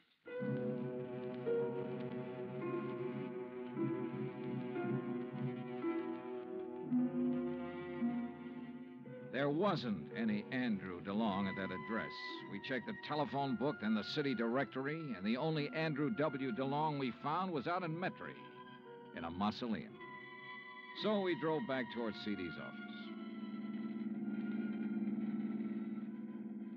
Well, now what, Johnny? Dupont. What? Find out everything we can about Dupont and everybody who works for him. But ain't nobody but his secretary and his assistant. A fella named Carr. Yeah, how long has Carl been working for him? Oh, about as long as she has. Does this Carl own a fruit stand? Well, not I know about. Why? Oh, I just wondered. Hey, what time is it, CD? 2:15. Say, if we're going to check on DuPont's credit, we better get to the bank before they close. You're driving. Let's move. Expense account item 7, $22.80. Telephone calls and a couple of gratuities to obtain a lot of information about Dupont. I learned, among other things, that he'd banked almost $11,000 in the past 3 months. Before that, almost nothing. But there's no law against making money, so I still had nothing concrete to go on. At 5:30, I left Binford, went back to my hotel, and there found a message from May, Rose Ellen's roommate, asking me to go to her apartment immediately. So I did. Oh, Johnny. Yeah, hi, May. Oh, well, come in. Johnny, you know what you made me promise. Yeah? Well, it happened. You mean you've heard from Rose? Well, no, not exactly. But a man called this afternoon and talked about her. Oh, well, I hope he had only nice things to say. Oh, yes, he said she's just fine. What? Didn't you hear me? Yeah, he said she's fine. Fine.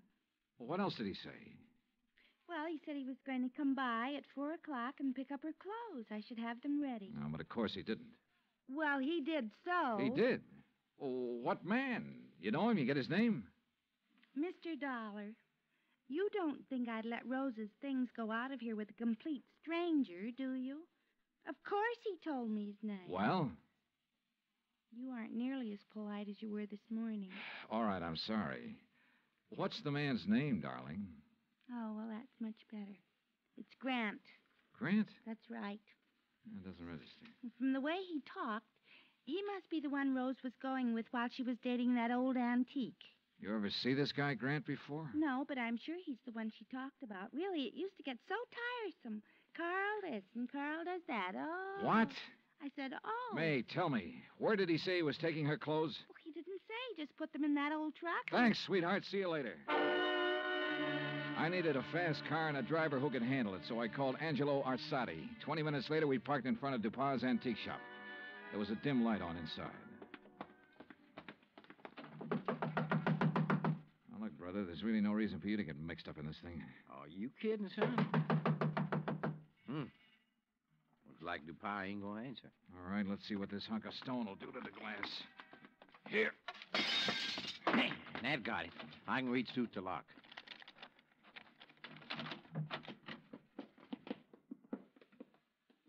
Looks like nobody here. Well. Hey, wait a minute. Yeah, I see him. Carl, what happened to you? Dollar. Angie, call an ambulance. Tell him a man's been stabbed here. Yeah, right, Johnny.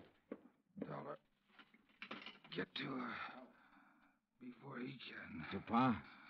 Gonna kill Rose. You got to help her. Dupas wants to kill her? Why? She found out. Smuggling. Is that what Dupas been up to? Smuggling in banana shipments. Rose found out. Where is she? He thought I'd killed her, but I love her. Yeah, well, look, tell me. You gotta get to her before he does. Where is she? Old Spanish fortress. Yeah? Out on Bayou Slidell. Old Spanish fortress on the Bayou Slidell. Yeah. You know where that is, Angie? Oh, sure. An old ruin out in the swamps north of town near the highway bridge that goes over to the Gulf Coast. Carl, how long ago did Dupas leave? 10 or 15 minutes. Yeah, well, we could beat him, Johnny, by cutting across the swamps. That is, if you could take it. What do you mean by that? Well, it's rugged. Like what? Johnny, did you ever ride a swamp buggy?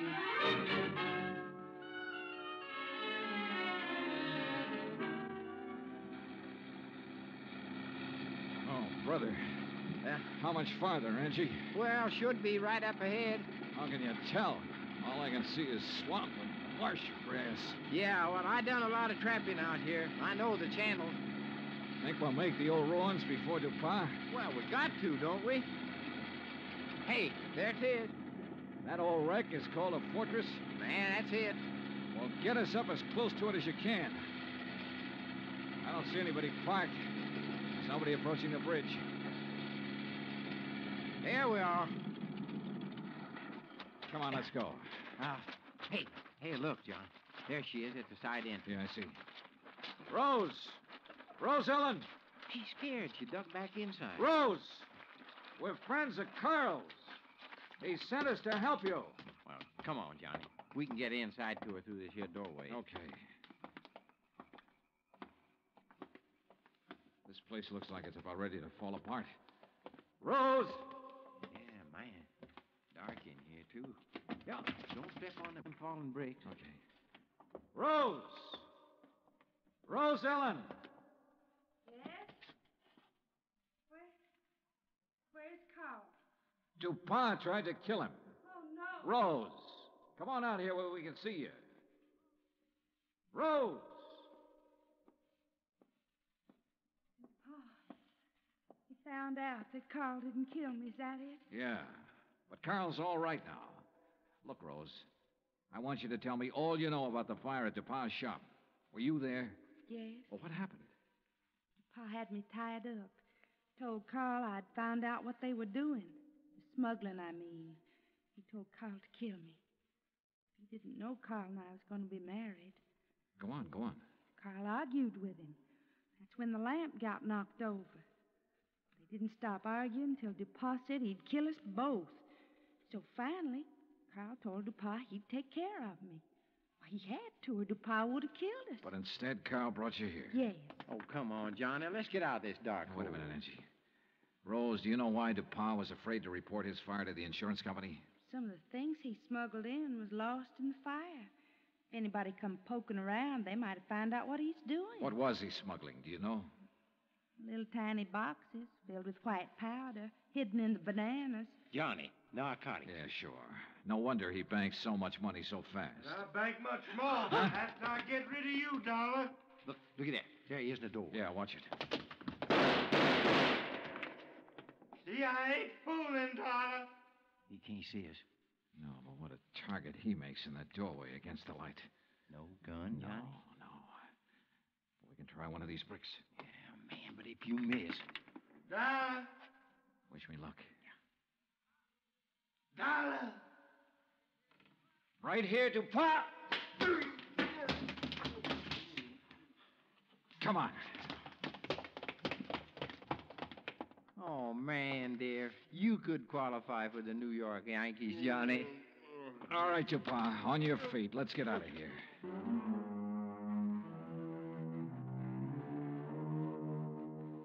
Expense account total, including rental on the swamp buggy, incidentals and transportation back to Hartford, $517.20. Remarks? Well, where he's going, DuPont wouldn't have any use for the insurance money anyway. Carl Grant turned state's evidence and clinched the smuggling charges against him. Because of that, Carl may get off easy. I hope so. He and Rose could make a very happy couple. And of remarks and of report. Yours truly, Johnny Dollar.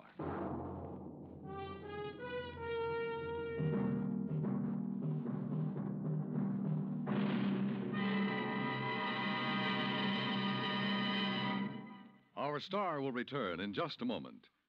If we are to remain alert to possible acts of aggression, we need the continuous operation of the Ground Observer Corps. And if the Ground Observer Corps is to remain on the job around the clock, 7 days a week, your help is needed. Tomorrow, telephone your nearest Civil Defense Center and volunteer a few hours of your time each week to the Ground Observer Corps. Join our Ground Observer Corps at the Civil Defense Center nearest your home. Now, here is our star to tell you about next week's story. Next week, 3 sets of twins. 2 men, 2 girls, and 2 fires that hit the coast of Florida with the impact of a hurricane. Join us, won't you? Yours truly, Johnny Dollar. Yours truly, Johnny Dollar, starring Bob Bailey, originates in Hollywood. Written by Charles B. Smith, it is produced and directed by Jack Johnstone. Heard in tonight's cast were Virginia Gregg, Forrest Lewis, Lou Merrill, Lawrence Dobkin, and Frank Gersel. Musical supervision is by Amerigo Marino and Carl Fortina. Be sure to join us next week, same time and station, for another exciting story of yours truly, Johnny Dollar. Dan Cubberly speaking.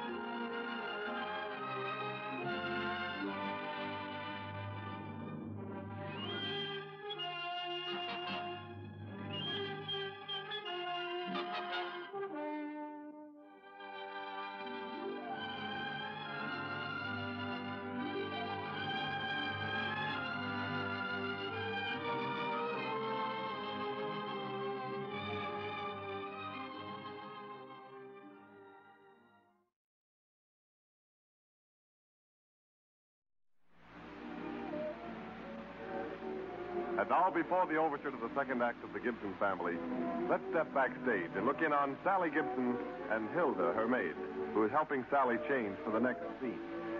Quick, Hilda, hold this dress. I've never been so excited in all my life. It's really wonderful, isn't it, Miss Sally? Too wonderful. That scene in the garden. It made me think of Henry, Miss Sally. Miss Sally, if I had your complexion, do you suppose Henry would... What, Hilda? Tell me what's wrong with my face, Miss Sally. Those red blotches just won't go away. Soap, probably. What kind are you using? Some beauty soap, I suppose. Yes, Miss Sally. That one that promises radiant beauty, glamorous youth, irresistible loveliness. Oh, Miss Sally, I had hoped Henry would... Yes, so did I once. And then I learned the truth. Hilda, you can't feed the pores of your skin with beauty oils or mysterious ingredients. No. And many highly perfumed, prettily colored soaps contain fatty acids and free alkali that really irritate and harm your skin. But, Miss Sally... My doctor recommended Ivory. He says all any soap can do is cleanse, and that to protect the fine texture and pores, a soap should cleanse gently. And that to do that, a soap must be pure. He said Ivory would help to keep my skin smooth and fine. And, Miss Sally, do you think Henry would... Oh, quick, my gloves, Hilda. Is the bell for the second act? No, Hilda will never get a Grecian nose by using a beauty soap. But we do hope she gets Henry. And now for the overture to our second act. All right, Don.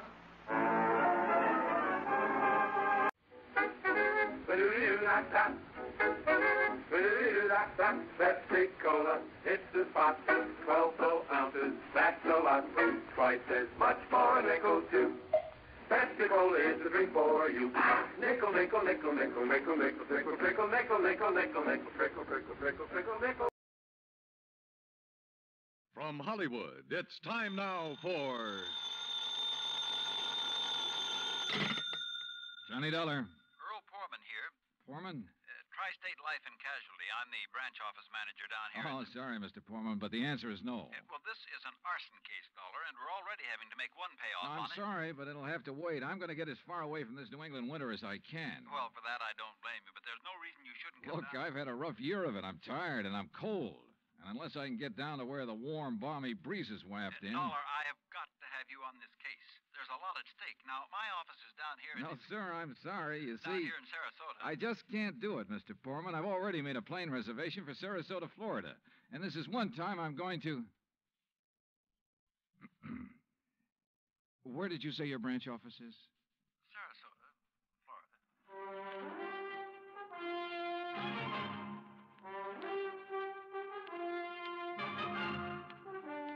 Bob Bailey in the exciting adventures of the man with the action-packed expense account. America's fabulous freelance insurance investigator. Yours truly, Johnny Dollar.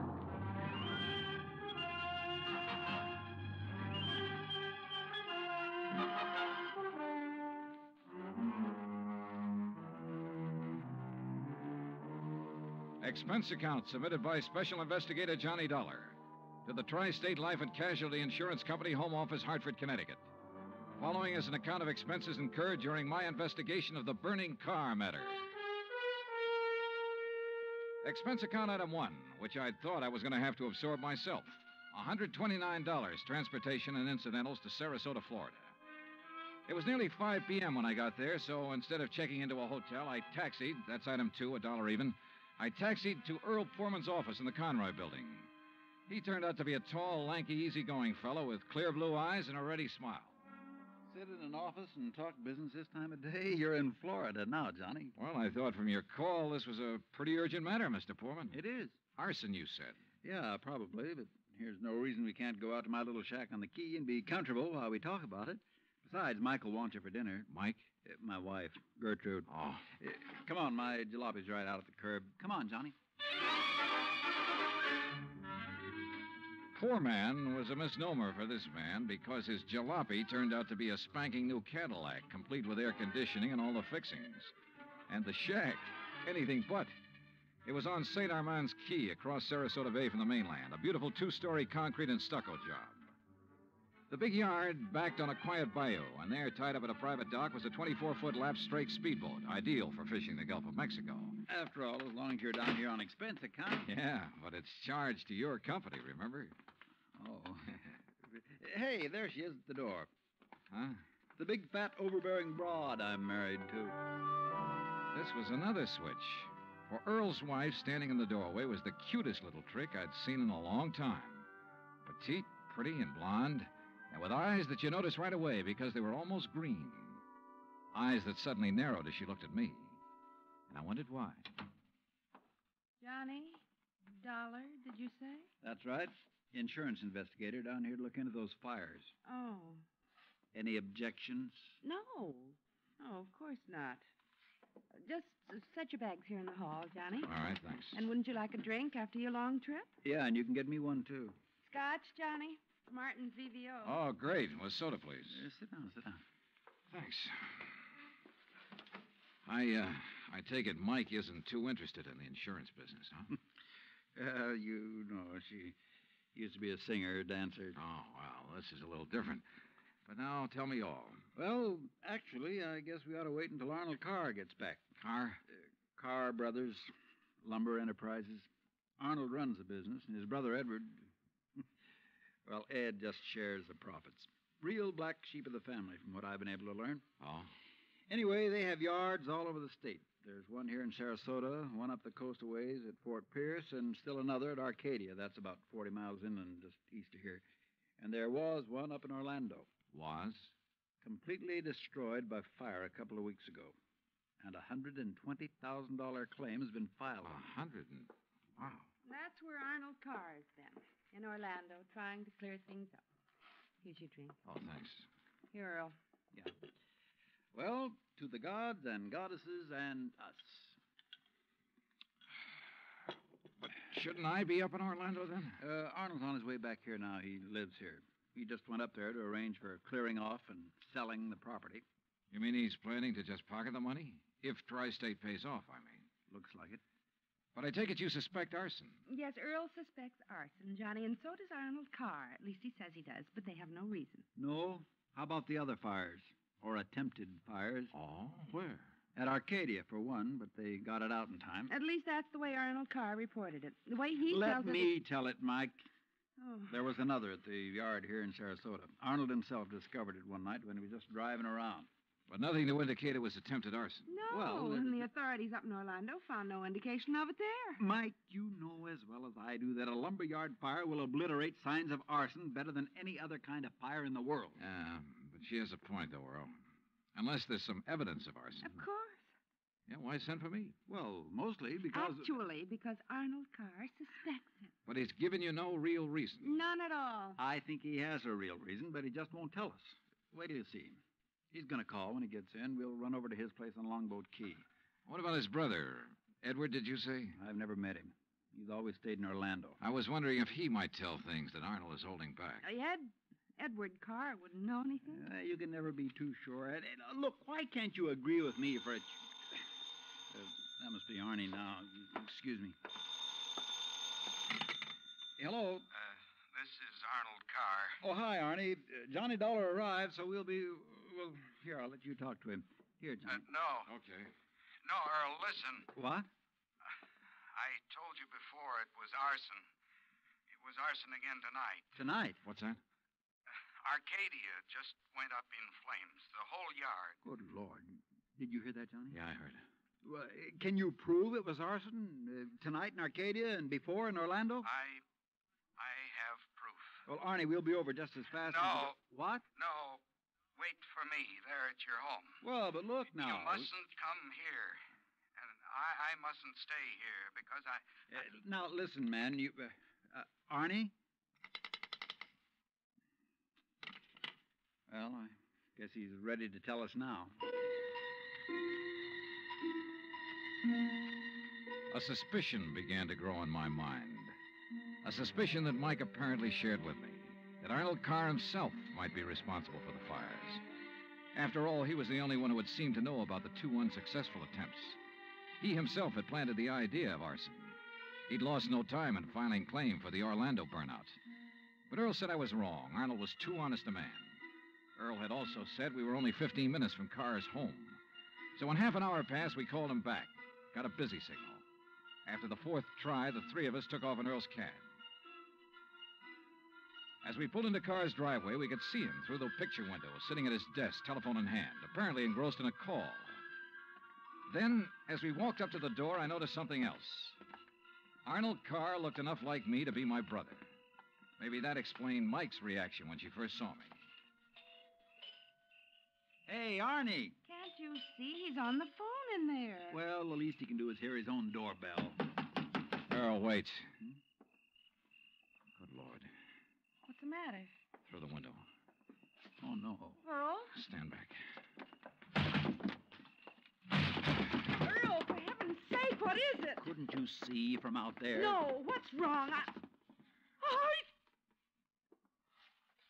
Well, Johnny? Right through the forehead, Earl. Looks like a 38. Before I could stop him, Earl took the phone out of the dead man's hand and called headquarters. Mike turned pale and slumped into a chair. And I gave the place a quick rundown, checked doors, windows, etc. A few minutes later, an officious young sergeant named Larkin arrived and took over. 38 caliber straight through the middle of the forehead. Were all three of you here when it happened? Mr. Foreman, Mrs. Foreman, and who are you? The answer to your first question, Sergeant, no, none of us was here. And this is Johnny Dollar, insurance investigator. You insurance guys work pretty fast. You related to Mr. Carr? No, why? Look a little like him. Who busted in the front door? The killer? I did. When we drove up, we saw Mr. Carr sitting there at his desk. We rang the doorbell and knocked, but... When he didn't move, you took things in your own hands and busted in, huh? That's right. You haven't moved anything, have you? No. Except I took the phone out of his hand to call you. Dollar, if you're any kind of investigator, you should have known better than let him touch anything. Now, let's see. The shot must have come from somewhere near this window by the fire. Sure, here we are. Bullet hole right through the pane. Bullet was fired from outside. You're sure, Sergeant?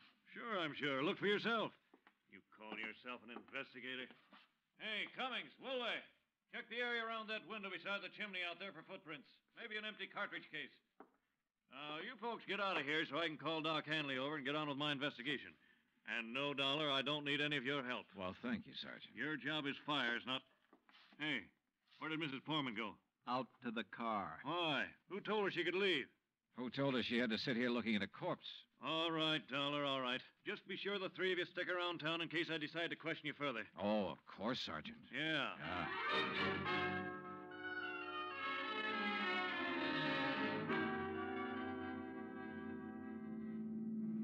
Not shot by somebody standing outside? What do you mean, Johnny? Oh, I spotted that bullet hole in the window, too. So? I also noticed there were no particles of glass on the inside sill. But there were some on the outside. Yeah. The shot that made that hole was fired from inside that room to make it look as though it had come from outside. Then somebody was in there with Arnold Carr. Yeah. Either somebody he'd let in or who had normal access to the house. And he had to stop Arnold from talking about the fire in Arcadia. Hey, how much do you know about his brother, Edward? Well, nothing really, outside of what Arnold told me. Was either of them married? Family of any sort? Arnie wasn't. But Arnold's death means Edward will own the business then. Well, yes. And he lives up in Orlando, scene of the first big fire. Yes, very good heavens. Johnny, you don't think his own brother... Where can I rent a car? Take Mike's Chevy. It's in the carport at the house. But what are you going to do? Drive up to Orlando by way of Arcadia.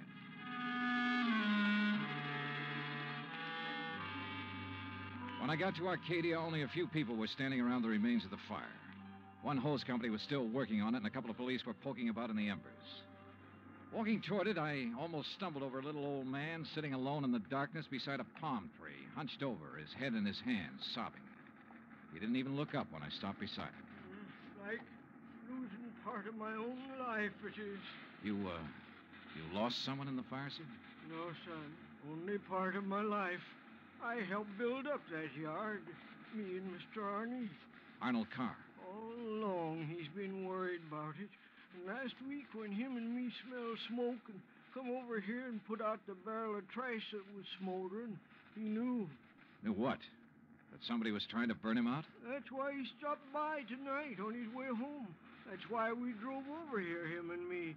And I brought my gun just in case. Yeah. Well, we got here too late. It was already blazing. And when he seen the automobile pulling away... What auto? Yes, Frank, he said to me. I knowed he was the one trying to burn me out, he said. Who, old-timer? Who do you mean? He didn't say. Then he called the fire department. And That car that pulled away, what was it? just a auto, big white Buick. But he tied it in with whoever set the fire. All he said was, I knowed he was the one. Do you know who it was he meant? Well, he told me even if I did know, I should never tell. Even the police. Well, who do you think it was? Break my word to Mr. Arnie? Never, son. All right, look, old man, I'm sorry to have to tell you this. Mr. Arnie's dead. What? But he can't be. He was... You. Huh? Maybe you thought in the darkness I wouldn't know you. But I do know you. Oh, now, just a minute, old-timer. If Mr. Arnie's dead, it's because you killed him. What? Just like you set the fire. No, I'm not who you and think I I'll am. kill you. That's what I'll do. Put down that gun. I'll kill you.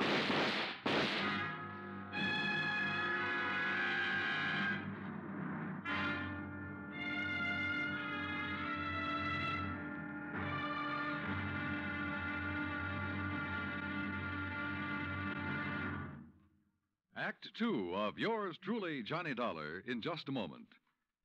Back in the old days, the very old days, that is, a girl named Cassandra had a corner on the oracle market. But nowadays, you can do some foretelling yourself. On Jukebox Jury, for example, you can help decide which of Tin Pan Alley's new recordings are destined for the hit brackets and which ones are likely to spiral all the way down to oblivion. Remember, Jukebox Jury is yours to hear on most of these same stations every Sunday. Now, Act Two of yours truly, Johnny Dollar, and the burning Carr matter.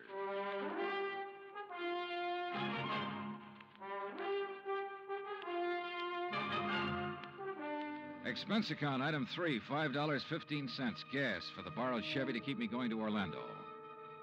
Either the old man's eyesight was bad or he was just a lousy shot. Either way, it was okay by me. I hated to slap him down, but there was no point hanging around Arcadia trying to explain things to the local authorities. So after making sure I hadn't really hurt him, I appropriated his gun and took off fast. He'd thought I was someone else. Even I had noticed a family-type resemblance to myself in Arnold Carr. Sergeant Larkin had asked me if I was related to him. And now the old man at the fire had apparently thought I was the one who... Oh, well, I'm afraid I made the rest of the trip to Orlando in somewhat less than legal time. And at police headquarters, I barged into the office of Lieutenant Cal Hudson without bothering to be announced. So early in the morning? Sit down while I finish up a report, Mr. Carr. Thanks. I was trying to reach you, but we got no answer to the phone at your house. Well, that's very interesting, Lieutenant. I'm afraid I have the painful duty of notifying you that your brother Arnold down in Sarasota last night... Why did you say very interesting, Mr. Carr? Or had you already learned... I'll be doggone. Yeah. You're not the first one. Who are you? Johnny Dollar, insurance investigator. I can't believe it. Dollar, you look enough like Edward Carr to be his twin. You even sound a lot like him. I take it you haven't located Edward yet? Well, no. Lieutenant, I think Edward Carr is the firebug we're after. And the killer. Wait a minute. Briefly as possible, I told him of Arnold Carr's phone call to Earl Poorman. His emotional upset just before he was killed. I told him Arnold had been murdered by someone inside the house, someone close to him. And that everything indicated that someone could very well be Edward Carr. That's still all just theory, Dollar, without any proof. Well, I will admit that Edward is a pretty worthless playboy living off the profits of the lumberyard. In any event, the lieutenant promised to put out an APB on Edward Carr. That was at breakfast for the two of us, item 4, $3.25. Before I left him, he gave me Ed Carr's address, 1726 Allen Place. As I expected, there was no answer to the doorbell at 1726, so I tried visiting up the street. It quickly became clear that Ed Carr wasn't very popular in this otherwise quiet, well-ordered neighborhood. Those big, noisy parties at all hours of the night, cars parked up and down the street, blocking respectable people's driveways. Yes, ma'am. You know, Well- once in a while you expect a person to have callers and such. Me, I have the ladies' bridge club every third Wednesday, for instance. Well, that's nice. But these are all ladies, not like some of the trash that man and his friends have, dancing and drinking and carrying on at all hours. Yes, you mentioned cars, Mrs. You Harper. know, people like Mrs. Hereford Robbins. She's awfully nice. And Janet Osterworthy. Now, she's a widow. Well- And, you know, she could have her pick of anybody she liked, but does she ever look at another man? No, sir. And then there's Mrs. Harper, Yes. you mentioned cars. Do you know what kind Mr. Carr drove? Why, yes. It was a big white one. And the make? Well, no. My husband, when he was alive, always drove a Maxwell, and I guess that's the only kind I ever got to know by name. But Mr. Carr's is white. Only I guess that isn't much help to you, is it? All the white cars here in Florida, I mean. Look. Now, even that blonde hussy who's around him all the time drives a white car. Oh, I really shouldn't use a word like that, though, should I? But it fits. Wait a minute. What blonde, Mrs. Harper? Mr. Dollar, I don't pay any attention to people like that. Why, you'd think she owned that house of his, the way she keeps popping in and out all hours as if she belonged there. Mrs. Harper. And drives all the way up from Sarasota, too. Do you know who she is? I do not. I refuse to pay any attention to people like... And the way she dresses, too, like a newly rich chorus girl with all her fancy clothes and furs and things. How do you know she comes from Sarasota? By the license on her car, of course. Every city has its own number. You know that very well. And hers is 12WW something. And you don't know her name? Of course not. Flaunting all those expensive furs as though she bought and paid for them herself. And if there's anything I hate to see, it's a little shrimp loaded down with furs. Now, a tall person I like see. me... And Well, her thanks. Eyes, if there's anyone I don't trust, it's a person with green eyes. Why, Thank you, Mrs. Harper. Her description of Carr's girlfriend stopped me in my tracks. That description could fit Mike Portman to the letter. Petite, blonde, green eyes, and she came from Sarasota. And then I remembered Mike's reaction when she first saw me. Her dismissal of Edward as a possible suspect. There was obvious friction between Earl and Mike, too. I figured it was just normal in a couple who'd been married for a while. But now... Item 5, a $1.30 phone call from the nearest booth I could find to Earl Portman at his office in Sarasota. No, she isn't, Johnny. Why? Well, do you know where Mike is? When I woke up this morning, I could hear her talking to her girlfriend, Betty, on the phone downstairs. Betty? Betty lives here in Sarasota. They used to be on the stage together, sister act, you know. Yeah, well, Well, then when I went down for breakfast, she was gone. Took my car, too. I had to come here to the office in a taxi. Yeah, well, okay, Earl. Thanks a lot. Hey, now, wait a minute. How are you doing? You found out anything I ought to know about this arson and murder business? No, Earl, nothing that you need to worry about. Liar. I sat down at a corner drugstore. That's item 5, 80 cents, over a sandwich and a Coke to try to think things out. But I'm afraid I didn't like anything that I thought. Finally, I drove over to Allen Place again. I parked a couple of blocks away and walked to 1726. I rang the front doorbell, knocked a couple of times. Then I slipped around to the back door, finagled a lock on it with a little celluloid pocket calendar, finally got it open. I left it open for the sake of a quick exit if such became necessary. But I guess that was a mistake. For a couple of minutes later, as I rounded the corner from the den into the living room, I felt the barrel of a gun poked into my back. Out of town, huh? Now, wait a minute. Don't move, Eddie boy. Trying to stall off pay me the $5,000 by saying you're going to be out of town, huh? Okay, so you think I'm Edward Carr? You kidding? Don't you know what happens when somebody tries to stall me? This. I don't know exactly how long I was out, but when I came to, it was dark. Except for the glow from a streetlight outside. And what roused me was the sound of footsteps, feminine steps, cautiously entering the back door. Then, briefly, silhouetted against a window, I saw a trim, petite figure that was all too familiar coming toward me. Then she saw me, too. Darling, you're hurt. What happened? What do you think? Who did this? Who struck you? You don't know? Yes, of course. It was Tony. Because you didn't pay him soon enough for the Arcadia job. Here, Eddie, let me help you. No, just let me rest for a minute. I thought that was Tony I passed on the road in from Sarasota. Why'd you come over from Sarasota? To see you. I knew you'd be here. Oh, why? Why? So the police could surprise you with the news of your poor dear brother's death. But why did you come to the house? Because I hoped you'd come here, I guess. Eddie, you should have waited until I could raise the money to pay off Tony.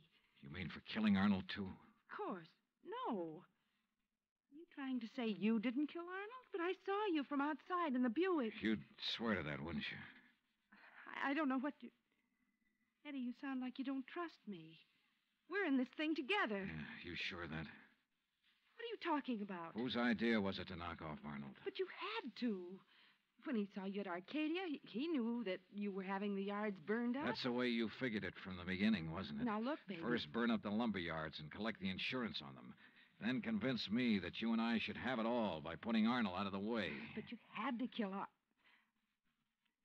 I don't understand you, Eddie. Yeah. And I wish I didn't understand you, Mike. Mike? Come on. Let's turn on the light. No. No, if somebody sees us. Eddie, you... Who are you? Are you kidding, Mike? Wait a minute. Who are you? You're that insurance investigator, Johnny Dollar, that Mike told me. Let me out here. Oh, no, you don't. You're staying right here. Mike Poorman's sister, aren't you? Well? Oh, sister.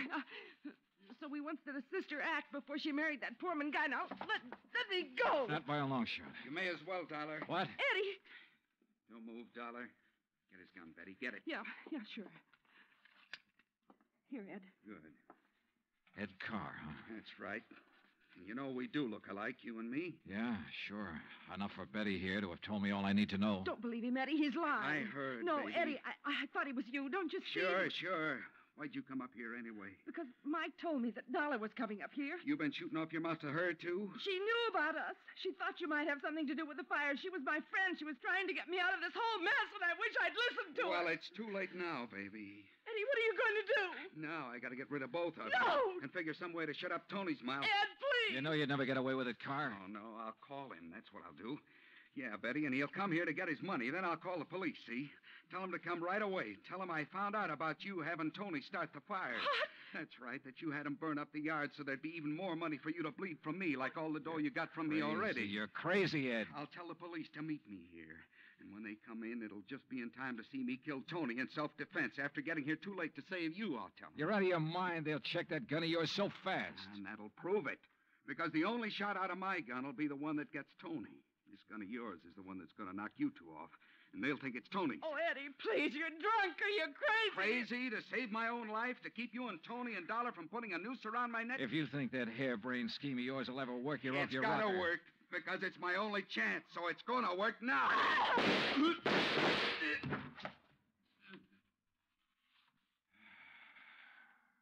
Thanks, Lieutenant. I'm afraid I was too late to save her, Johnny. Yeah. But Eddie Carr will live to face a jury. What brought you here, anyhow? I did, Johnny. Mike, stay there.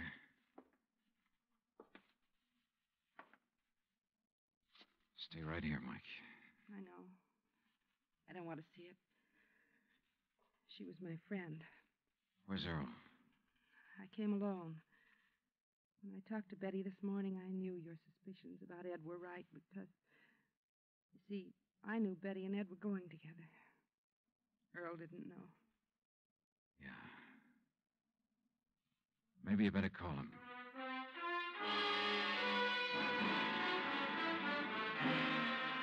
Expense account item 6, $9.80, gas and incidentals for the drive for the two of us back to Sarasota. Remarks? Betty, of course, has already paid for her part in the deal, and I guess it's pretty obvious what'll happen to Ed Carr and Tony Ricardo. The insurance money in the Carr estates will be distributed according to Florida law. Further remarks, the apparent friction between Earl and Mike was only part of a normal married life. They're a pretty nice pair. Oh, and I thoroughly enjoyed 3 days of fishing in the Gulf, thanks to Earl. Expense account total, including all the incidentals I could think of, $385.26. Yours truly, Johnny Dollar.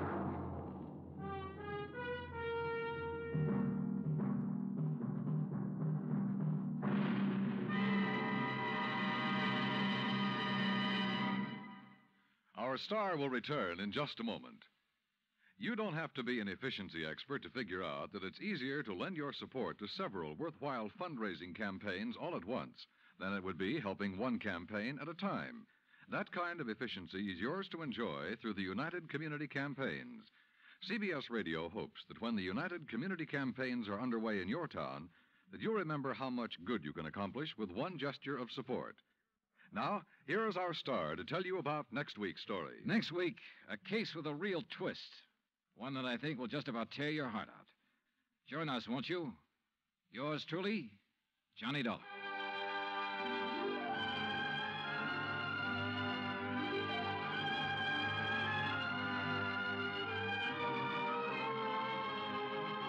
Yours truly, Johnny Dollar, starring Bob Bailey, originates in Hollywood. It is produced and directed by Jack Johnstone, who also wrote tonight's story. Heard in our cast were Virginia Gregg, Harley Bear, Victor Perrin, Bob Bruce, Harry Bartell, Vivi Janis, Tony Barrett, and Junius Matthews. Musical supervision is by Amerigo Marino.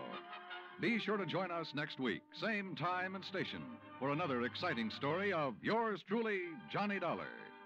Dan Cubberly speaking.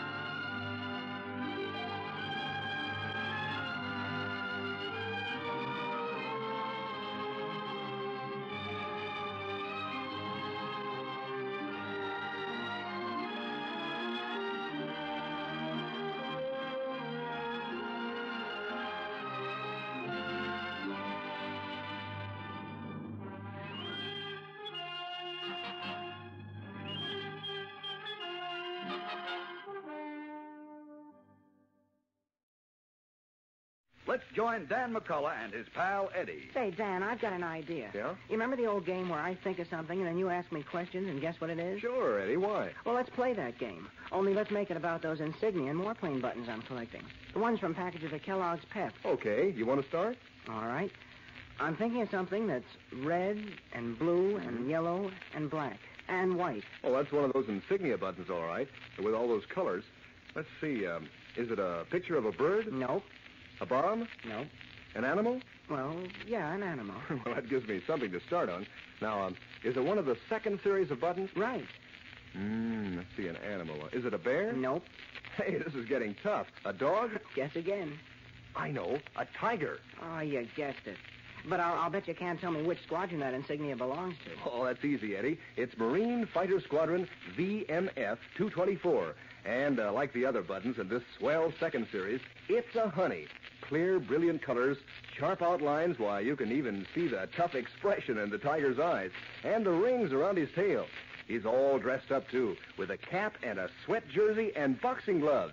Yes, sir, these insignia buttons are just about the classiest-looking things you ever saw, and they're so easy to get. You don't send in any money, not even a box top, and you can't buy them anywhere. You just make sure Mother gets you a package of that super delicious whole wheat flake cereal, Kellogg's Pep. Then, inside you'll find a prize, an exciting insignia or warplane button. There's a button in every package, and it's a prize for you from P.E.P. Pep, made by Kellogg's of Battle Creek. Next time it's too rainy for you to be out of doors, here's an idea for what to do. Get out your collection of insignia and warplane buttons from packages of Kellogg's Pep and see how close you are to having all the buttons in both the first and the second series. Why, you'll probably make up your mind to eat more of that super delicious whole wheat flake cereal so you can get more prizes. Then you might see how many of those insignia you can identify, like Marine Bombing Squadron 433, for example. You can remember that with a red dragon with two tails, riding a bomb, and firing a machine gun. By the time you get through, you'll be mighty proud of your collection, believe me.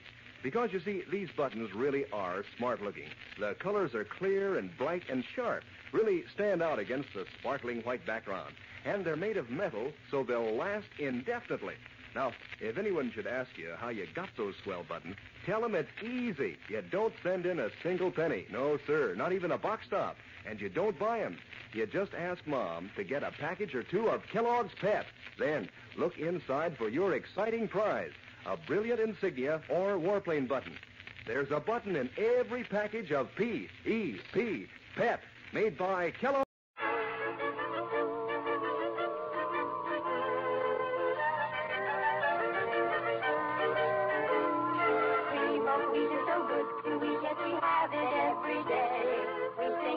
It will make us strong and it makes us shout, hooray! It's good for growing babies and grown-ups to eat. For all the family's breakfast, you can see cream of wheat. From Hollywood, it's time now for Johnny Dollar. My name is Hardy, Mr. Dollar. Yes? I'm returning the call you made to Mr. Ellis Rasmussen. If you will state your business, I shall be glad to transmit it to him. You tell Mr. Rasmussen I'm an insurance investigator from Hartford, and the matter involves a member of his own family. Oh, young Mr. Rasmussen? Yes. Could you hold on a moment, sir? I could. Mr. Rasmussen will send a car for you at 6 o'clock. Look, I can take a cab. Oh, well.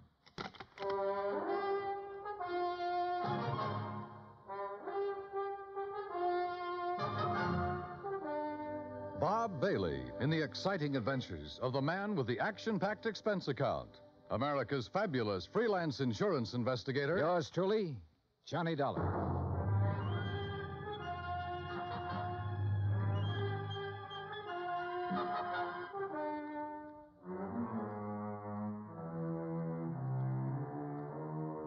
Expense account submitted by Special Investigator Johnny Dollar to the Universal Adjustment Bureau, Hartford, Connecticut. The following is an account of expenses incurred during my investigation of the Rasmussen Matter. Expense account item 1, $204.35, airfare from Hartford to San Francisco to Los Angeles. Trying to compile the details of the Rasmussen case. I'd been on it 3 days when I was stonewalled in Los Angeles with a Holmby Hills address and the phone number of Ellis Rasmussen. At 6 o'clock, a liveried chauffeur in immaculate uniform stepped up to me at the desk. Mr. Dollar? Yes? My name is Stauffer, sir. I have Mr. Rasmussen's car outside. Well, gee whiz, Stauffer. Ain't it the truth, sir?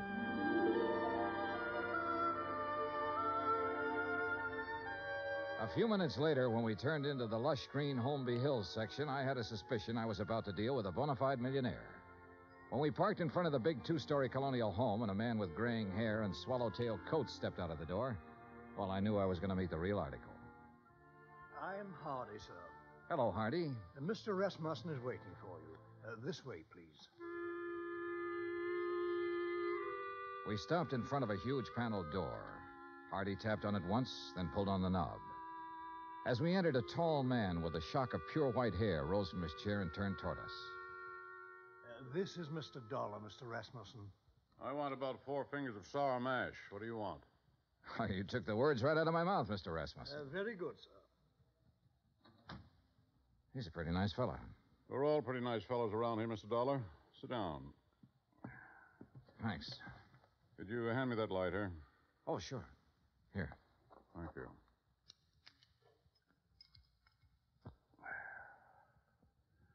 What are you doing in Los Angeles?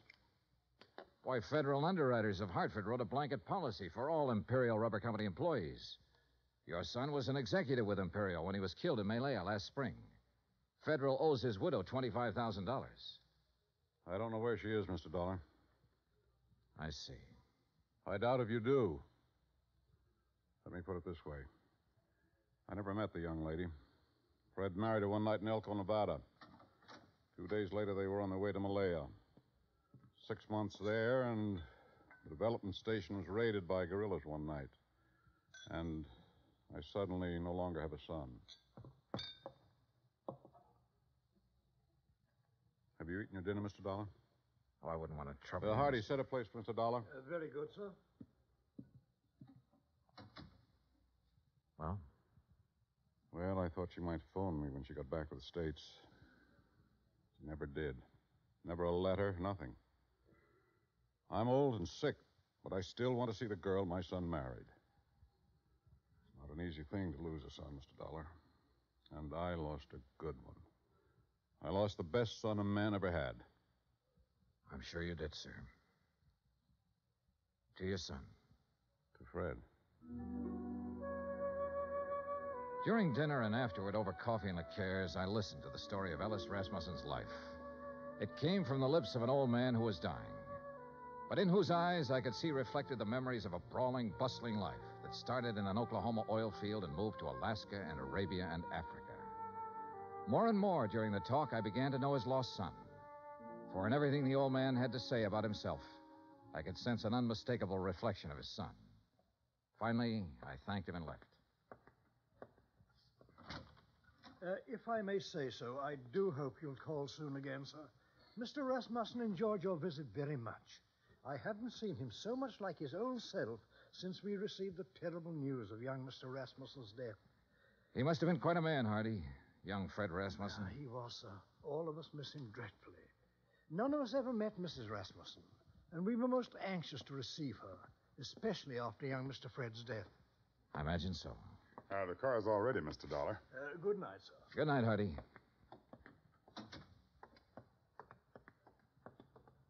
Fine night, Mr. Dollar. Yeah. Stoffer. Yes, sir? I didn't want to press the point with Mr. Rasmussen, but now maybe you can straighten me out. Did he approve of his son's marriage? Let's put it this way, Mr. Dollar. Mr. Rasmussen approved of Mr. Fred. And if Mr. Fred got himself married, then Mr. Rasmussen approved of the girl.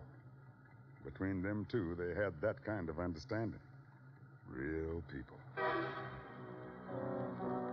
Expense account item 2, $1.98. Telegram to Personnel Division, Imperial Rubber Company, requesting a copy of all information they might have on Laura Olson Rasmussen. Item 3, $6. One long-distance phone call to the Universal agent working the case in San Francisco. Mrs. Rasmussen left the Malaya Peninsula by boat from a town called Cochette 3 days after the news of her husband's death. A week later, she booked plane passage in Hong Kong with Trans-Pacific Airlines. She changed planes in Honolulu. She cleared the Port Authority in San Francisco. From there on, we lost her. Get a list of all the passengers who were on that plane. Okay. Get someone checking the hotels in the Bay Area. She might have checked into one when she hit Frisco. Okay. Now, listen, we're looking for a woman whose husband was brutally murdered about 2 weeks before she got back to the States. If she's anything like I think, she was probably about at the end of a rope. Now, start asking questions at places where people like that go. Right. On Wednesday morning, I rented a car. That's item 4, $25, and made the rounds. First stop, Los Angeles Board of Education. By 4 o'clock in the afternoon, I had found 35 Laura Olsons who had attended public school in Los Angeles and were more or less in the proper age bracket. The next day, the folder arrived from Imperial Rubber Company. Among other things, it contained a passport picture and a complete description of Laura Olson Rasmussen. She was a blonde girl with a pouting, sultry kind of mouth and wide, dark eyes.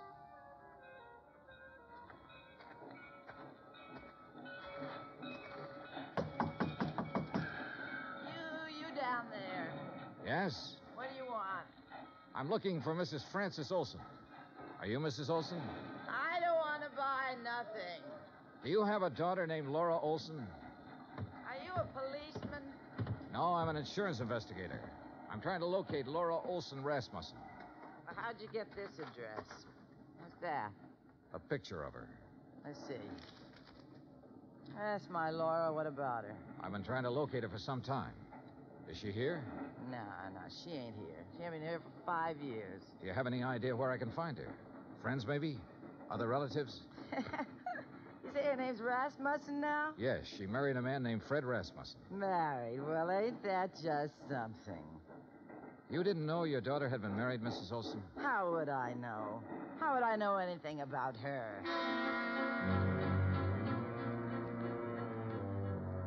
Saturday at noon, a registered letter arrived from the agent in San Francisco containing the list of passengers who had been on the plane with her. 3 of the names were in the Los Angeles area, including a Mr. Oberlin who lived in Pasadena. Sure, I remember her. Real pretty. We sat together all the way from Honolulu. What's up? We're trying to locate her, Mr. Oberlin. Did she happen to mention her plans when she returned to the States? Plans? You know, what hotel she might be staying at in San Francisco? Or if she was going on to another city? No, not her. You say that very emphatically. Yeah, I guess I do. You didn't have to show me a picture. You know, a guy always prays he'll meet someone like her on a plane, you know what I mean? Yeah, live it up. Yesterday's gone, she said tomorrow ain't here, and the only thing we got is today. Yeah, we had a swell time. You're sure about this? We were pretty chummy, pal, if you want the truth of it. Mr. Oberlin, did she mention anything about being in Malaya before she boarded that plane? Then she didn't tell you that her husband had been killed a week before. Killed? How? He was murdered by guerrillas in Malaya. Oh, no, she didn't mention that. She didn't mention that at all, Mr. Dollar.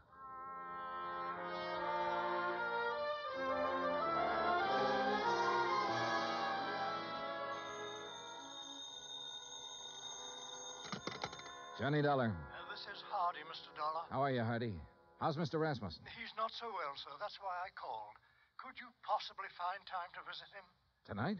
May I send a car right away? Is it serious? He's dying, sir.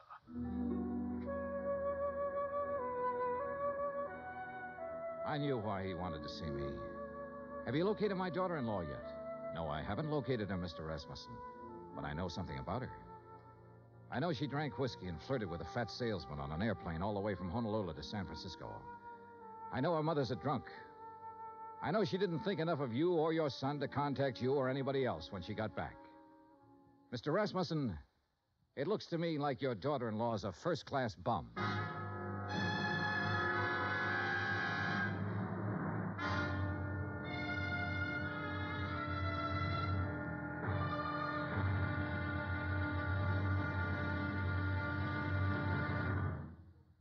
Act Two of yours truly, Johnny Dollar, in just a moment.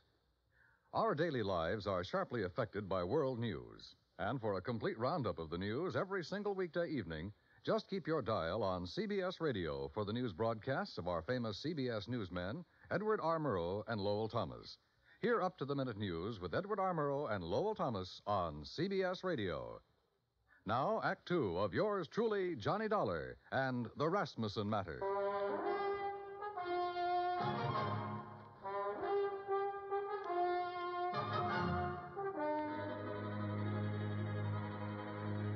There was a black coupe with MD on the license parked in the driveway of the Rasmussen house when we pulled up. In the bedroom, a silvery-haired man in a black suit was sitting beside the bed that held Ellis Rasmussen. He was introduced as Dr. Butler. Then I shook the hand of Mr. Rasmussen. Someone suggested that Dr. Butler might like to use the library for his calls. And I was alone with the old man. If you want some whiskey, keep it in the sideboard over there. Not now, thanks. I wish I had some news for you, Mr. Rasmussen. We're finding out things, but we haven't found her yet. What things? Oh, things. Nothing important. Dollar, if I judge you right, you know your business. And if you haven't found my daughter-in-law by now, you've certainly found out what kind of person she is. So tell me. I haven't met her. I don't know. You're being evasive. I don't work for you, Mr. Rasmussen. I'm an insurance investigator trying to locate a woman and pay off a claim. If I don't find her, the case will just have to sit, unless you or someone else concerned makes a report to missing persons. Then the cops can take over, and maybe they should right now. My son was a fine man. I can look back on all the years I had with him and be proud of every year and every day. He married a girl named Laura Olson. I don't know where she came from or who she was, but I know my son wouldn't have married her unless he loved her, unless she loved him in return and was worthy of his love. You know a lot, Mr. Rasmussen. Perhaps I should go to the police. No, don't do that. We'll find her, Mr. Rasmussen. We're getting it narrowed down. Well, I'd better leave now. As you say. Mr. Dollar. Yes, sir. I want to see her. Yes, sir. I'm sorry I talked to you the way I did.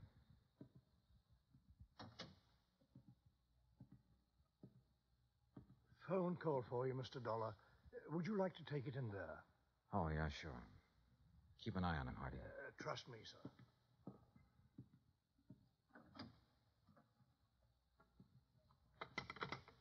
Johnny Dollar. This is Officer Daly, Los Angeles Police. Oh, yeah. You the insurance guy looking for a Laura Olson Rasmussen? Yeah, have you got anything? We got her. Huh? She's here with the rest of the girls in the drunk tank.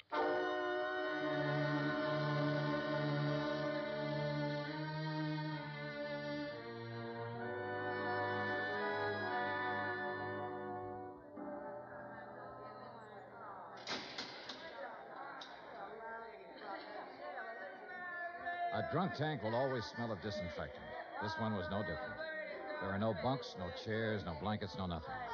So you stand or sit on a concrete floor and wait for something to happen. The legal period is 24 hours. You get rebooked or you get released. It all depends. What's the story on her, Dollar? I've got a check for $25,000 for her. Gee, insurance money? Yeah.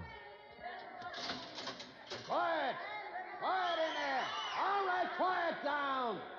You girls better learn to get along. Which one? Back there, sitting on the floor. Oh, good. What's the situation? If somebody comes up with bail, they can have her. Expense account item 7, $100 bail. While I was waiting around, Officer Daly broke open a file on her. A dozen aliases, a dozen charges, and one conviction for shoplifting. A career of petty thievery that began at the age of 16 and ran up into a 22nd year. Expense account item 8, $35 telegrams. I sent wires to all parties concerned, all parties except Ellis Rasmussen, ordering a stop on their activities since Laura Olson Rasmussen had been found.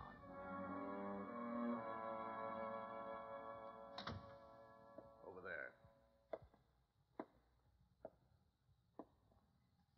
Who are you? My name's Johnny Dollar. Thanks for getting me out. Why? I did it for a friend. Friend. I didn't know I had any.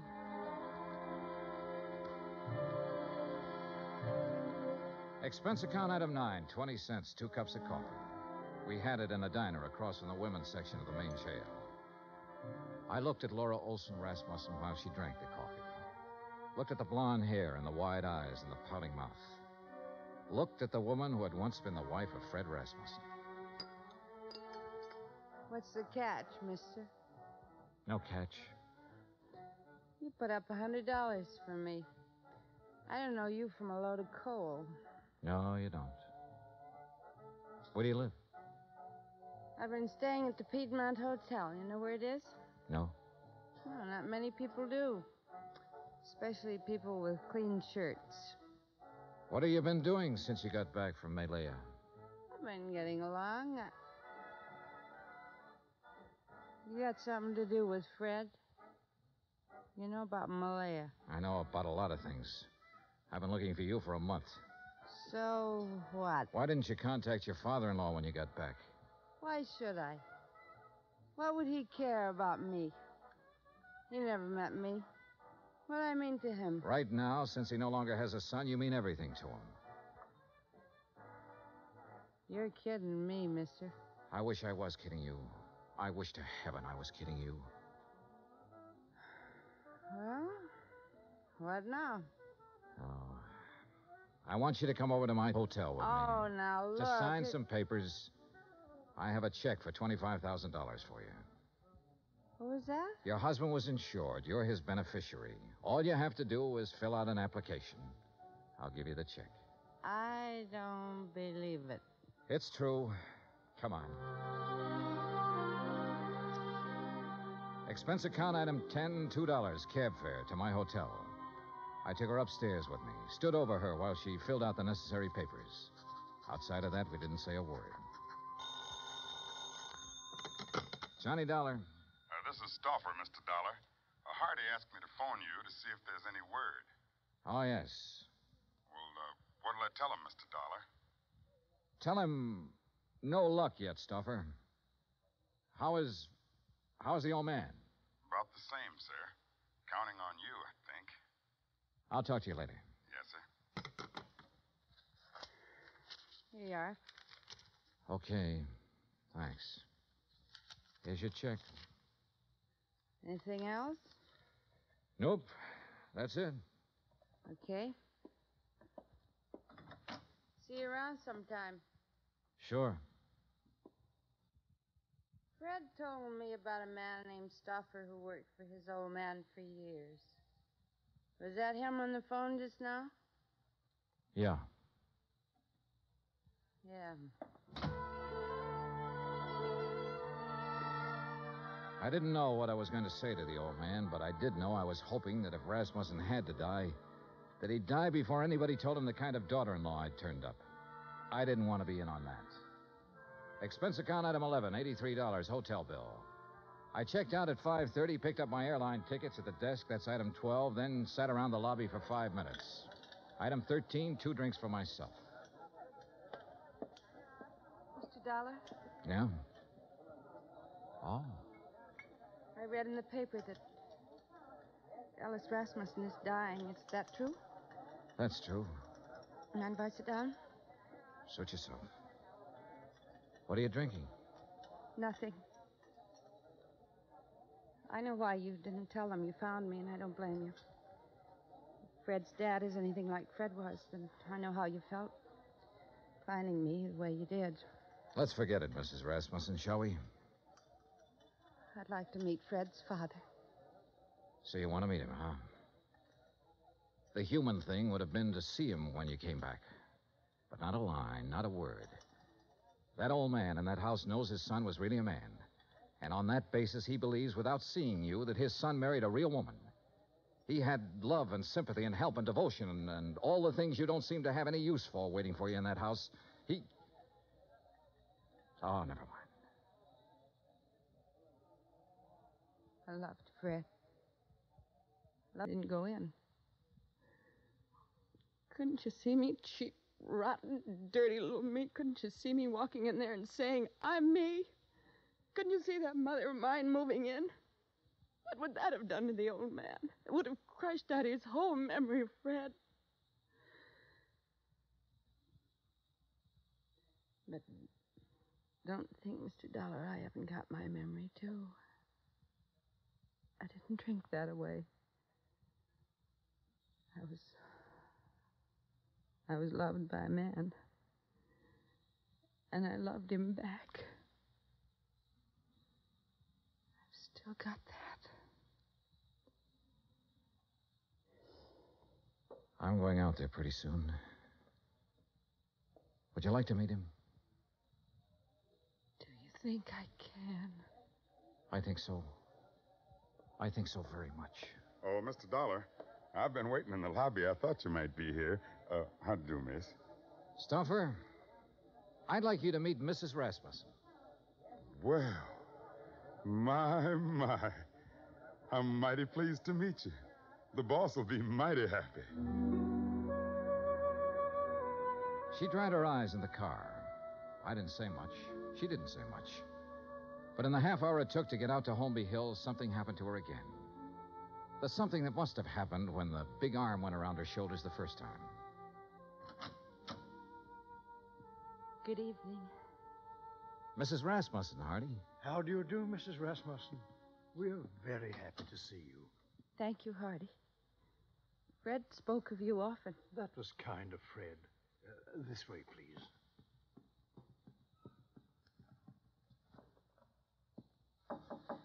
Come in.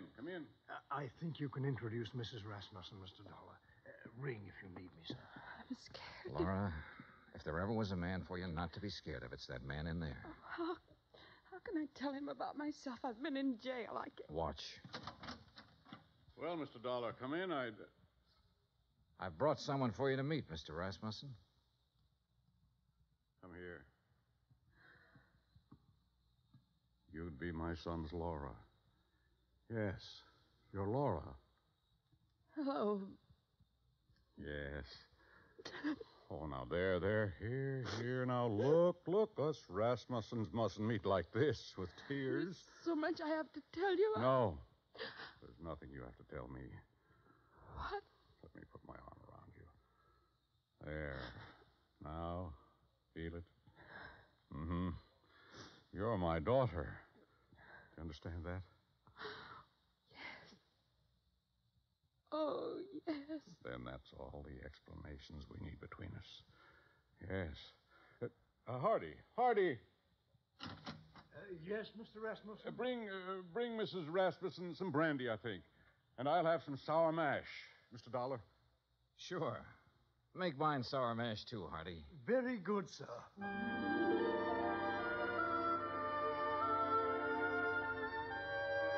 Expense account item 14, $40. Miscellaneous. Item 15, $35, stenographic. Expense account total, $1,965. Remarks? The old man's got a few weeks more. Laura's moving into the house with him to take care of him. She won't be telling him a lot of things about herself. She doesn't have to. You should have stood there like I did and seen that big arm go around her shoulder when he said, "You're my daughter." Yeah. Yours truly, Johnny Dollar.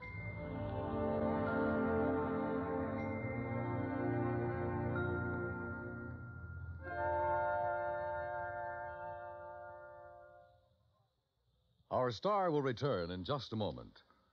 Folks abroad want to know more about us Americans, how we live, how we eat, what we do in our leisure time. You know something? You can help promote international goodwill by corresponding with someone abroad. For the name of a correspondent, write to Letters Abroad, 45 East 65th Street, New York. That's Letters Abroad, 45 East 65th Street, New York. Stay tuned for 5 minutes of CBS News to be followed over most of these same stations by the FBI in peace and war. Now, here's our star to tell you about next week's story. Next week, one cute, tiny little mouse, that's right, mouse, almost scares a big insurance company out of business. Join us, won't you? Yours truly, Johnny Dollar.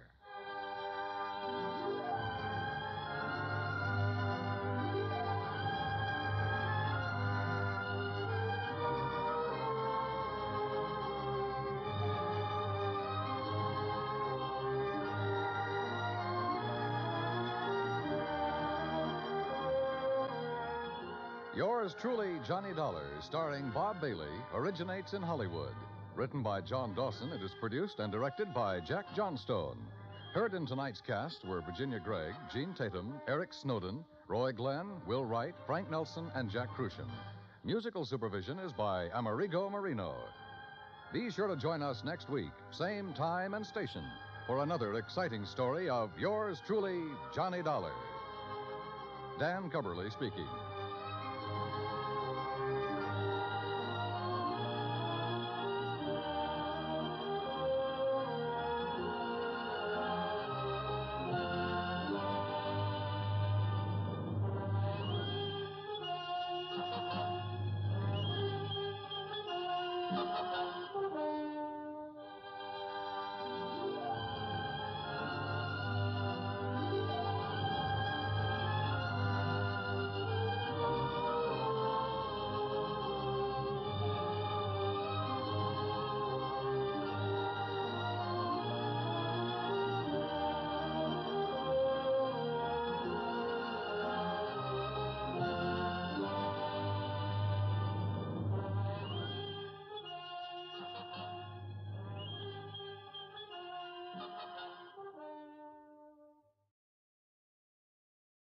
Mr. Clean gets rid of dirt and grime and grease in just a minute. Mr. Clean will clean your whole house and everything that's in it. Floors, doors, walls, halls, white sidewall tires, and old golf balls. Sinks, stoves, bathtubs he'll do. He'll even help clean laundry too. Mr. Clean gets rid of dirt and grime and grease in just a minute. Mr. Clean will clean your whole house and everything that's in it. Can he clean a kitchen sink? Quicker than a wink. Can he clean a window sash? Faster than a flash. Can he clean a dirty mirror? He'll make it bright and clearer. Can he clean a diamond ring? Mr. Clean cleans anything. Mr. Clean gets rid of dirt and grime and grease in just a minute. Mr. Clean will clean your whole house and everything that's in it. Mr. Clean, Mr. Clean, Mr. Clean.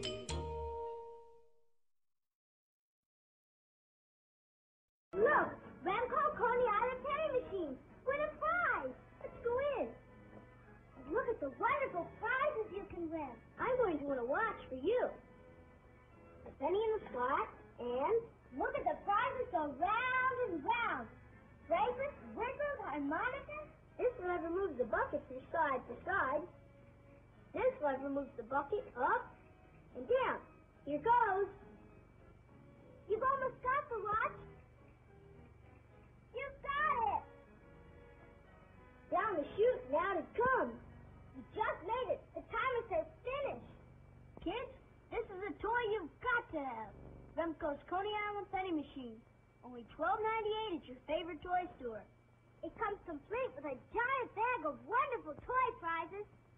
Remember, every boy wants a Remco toy. And so do girls.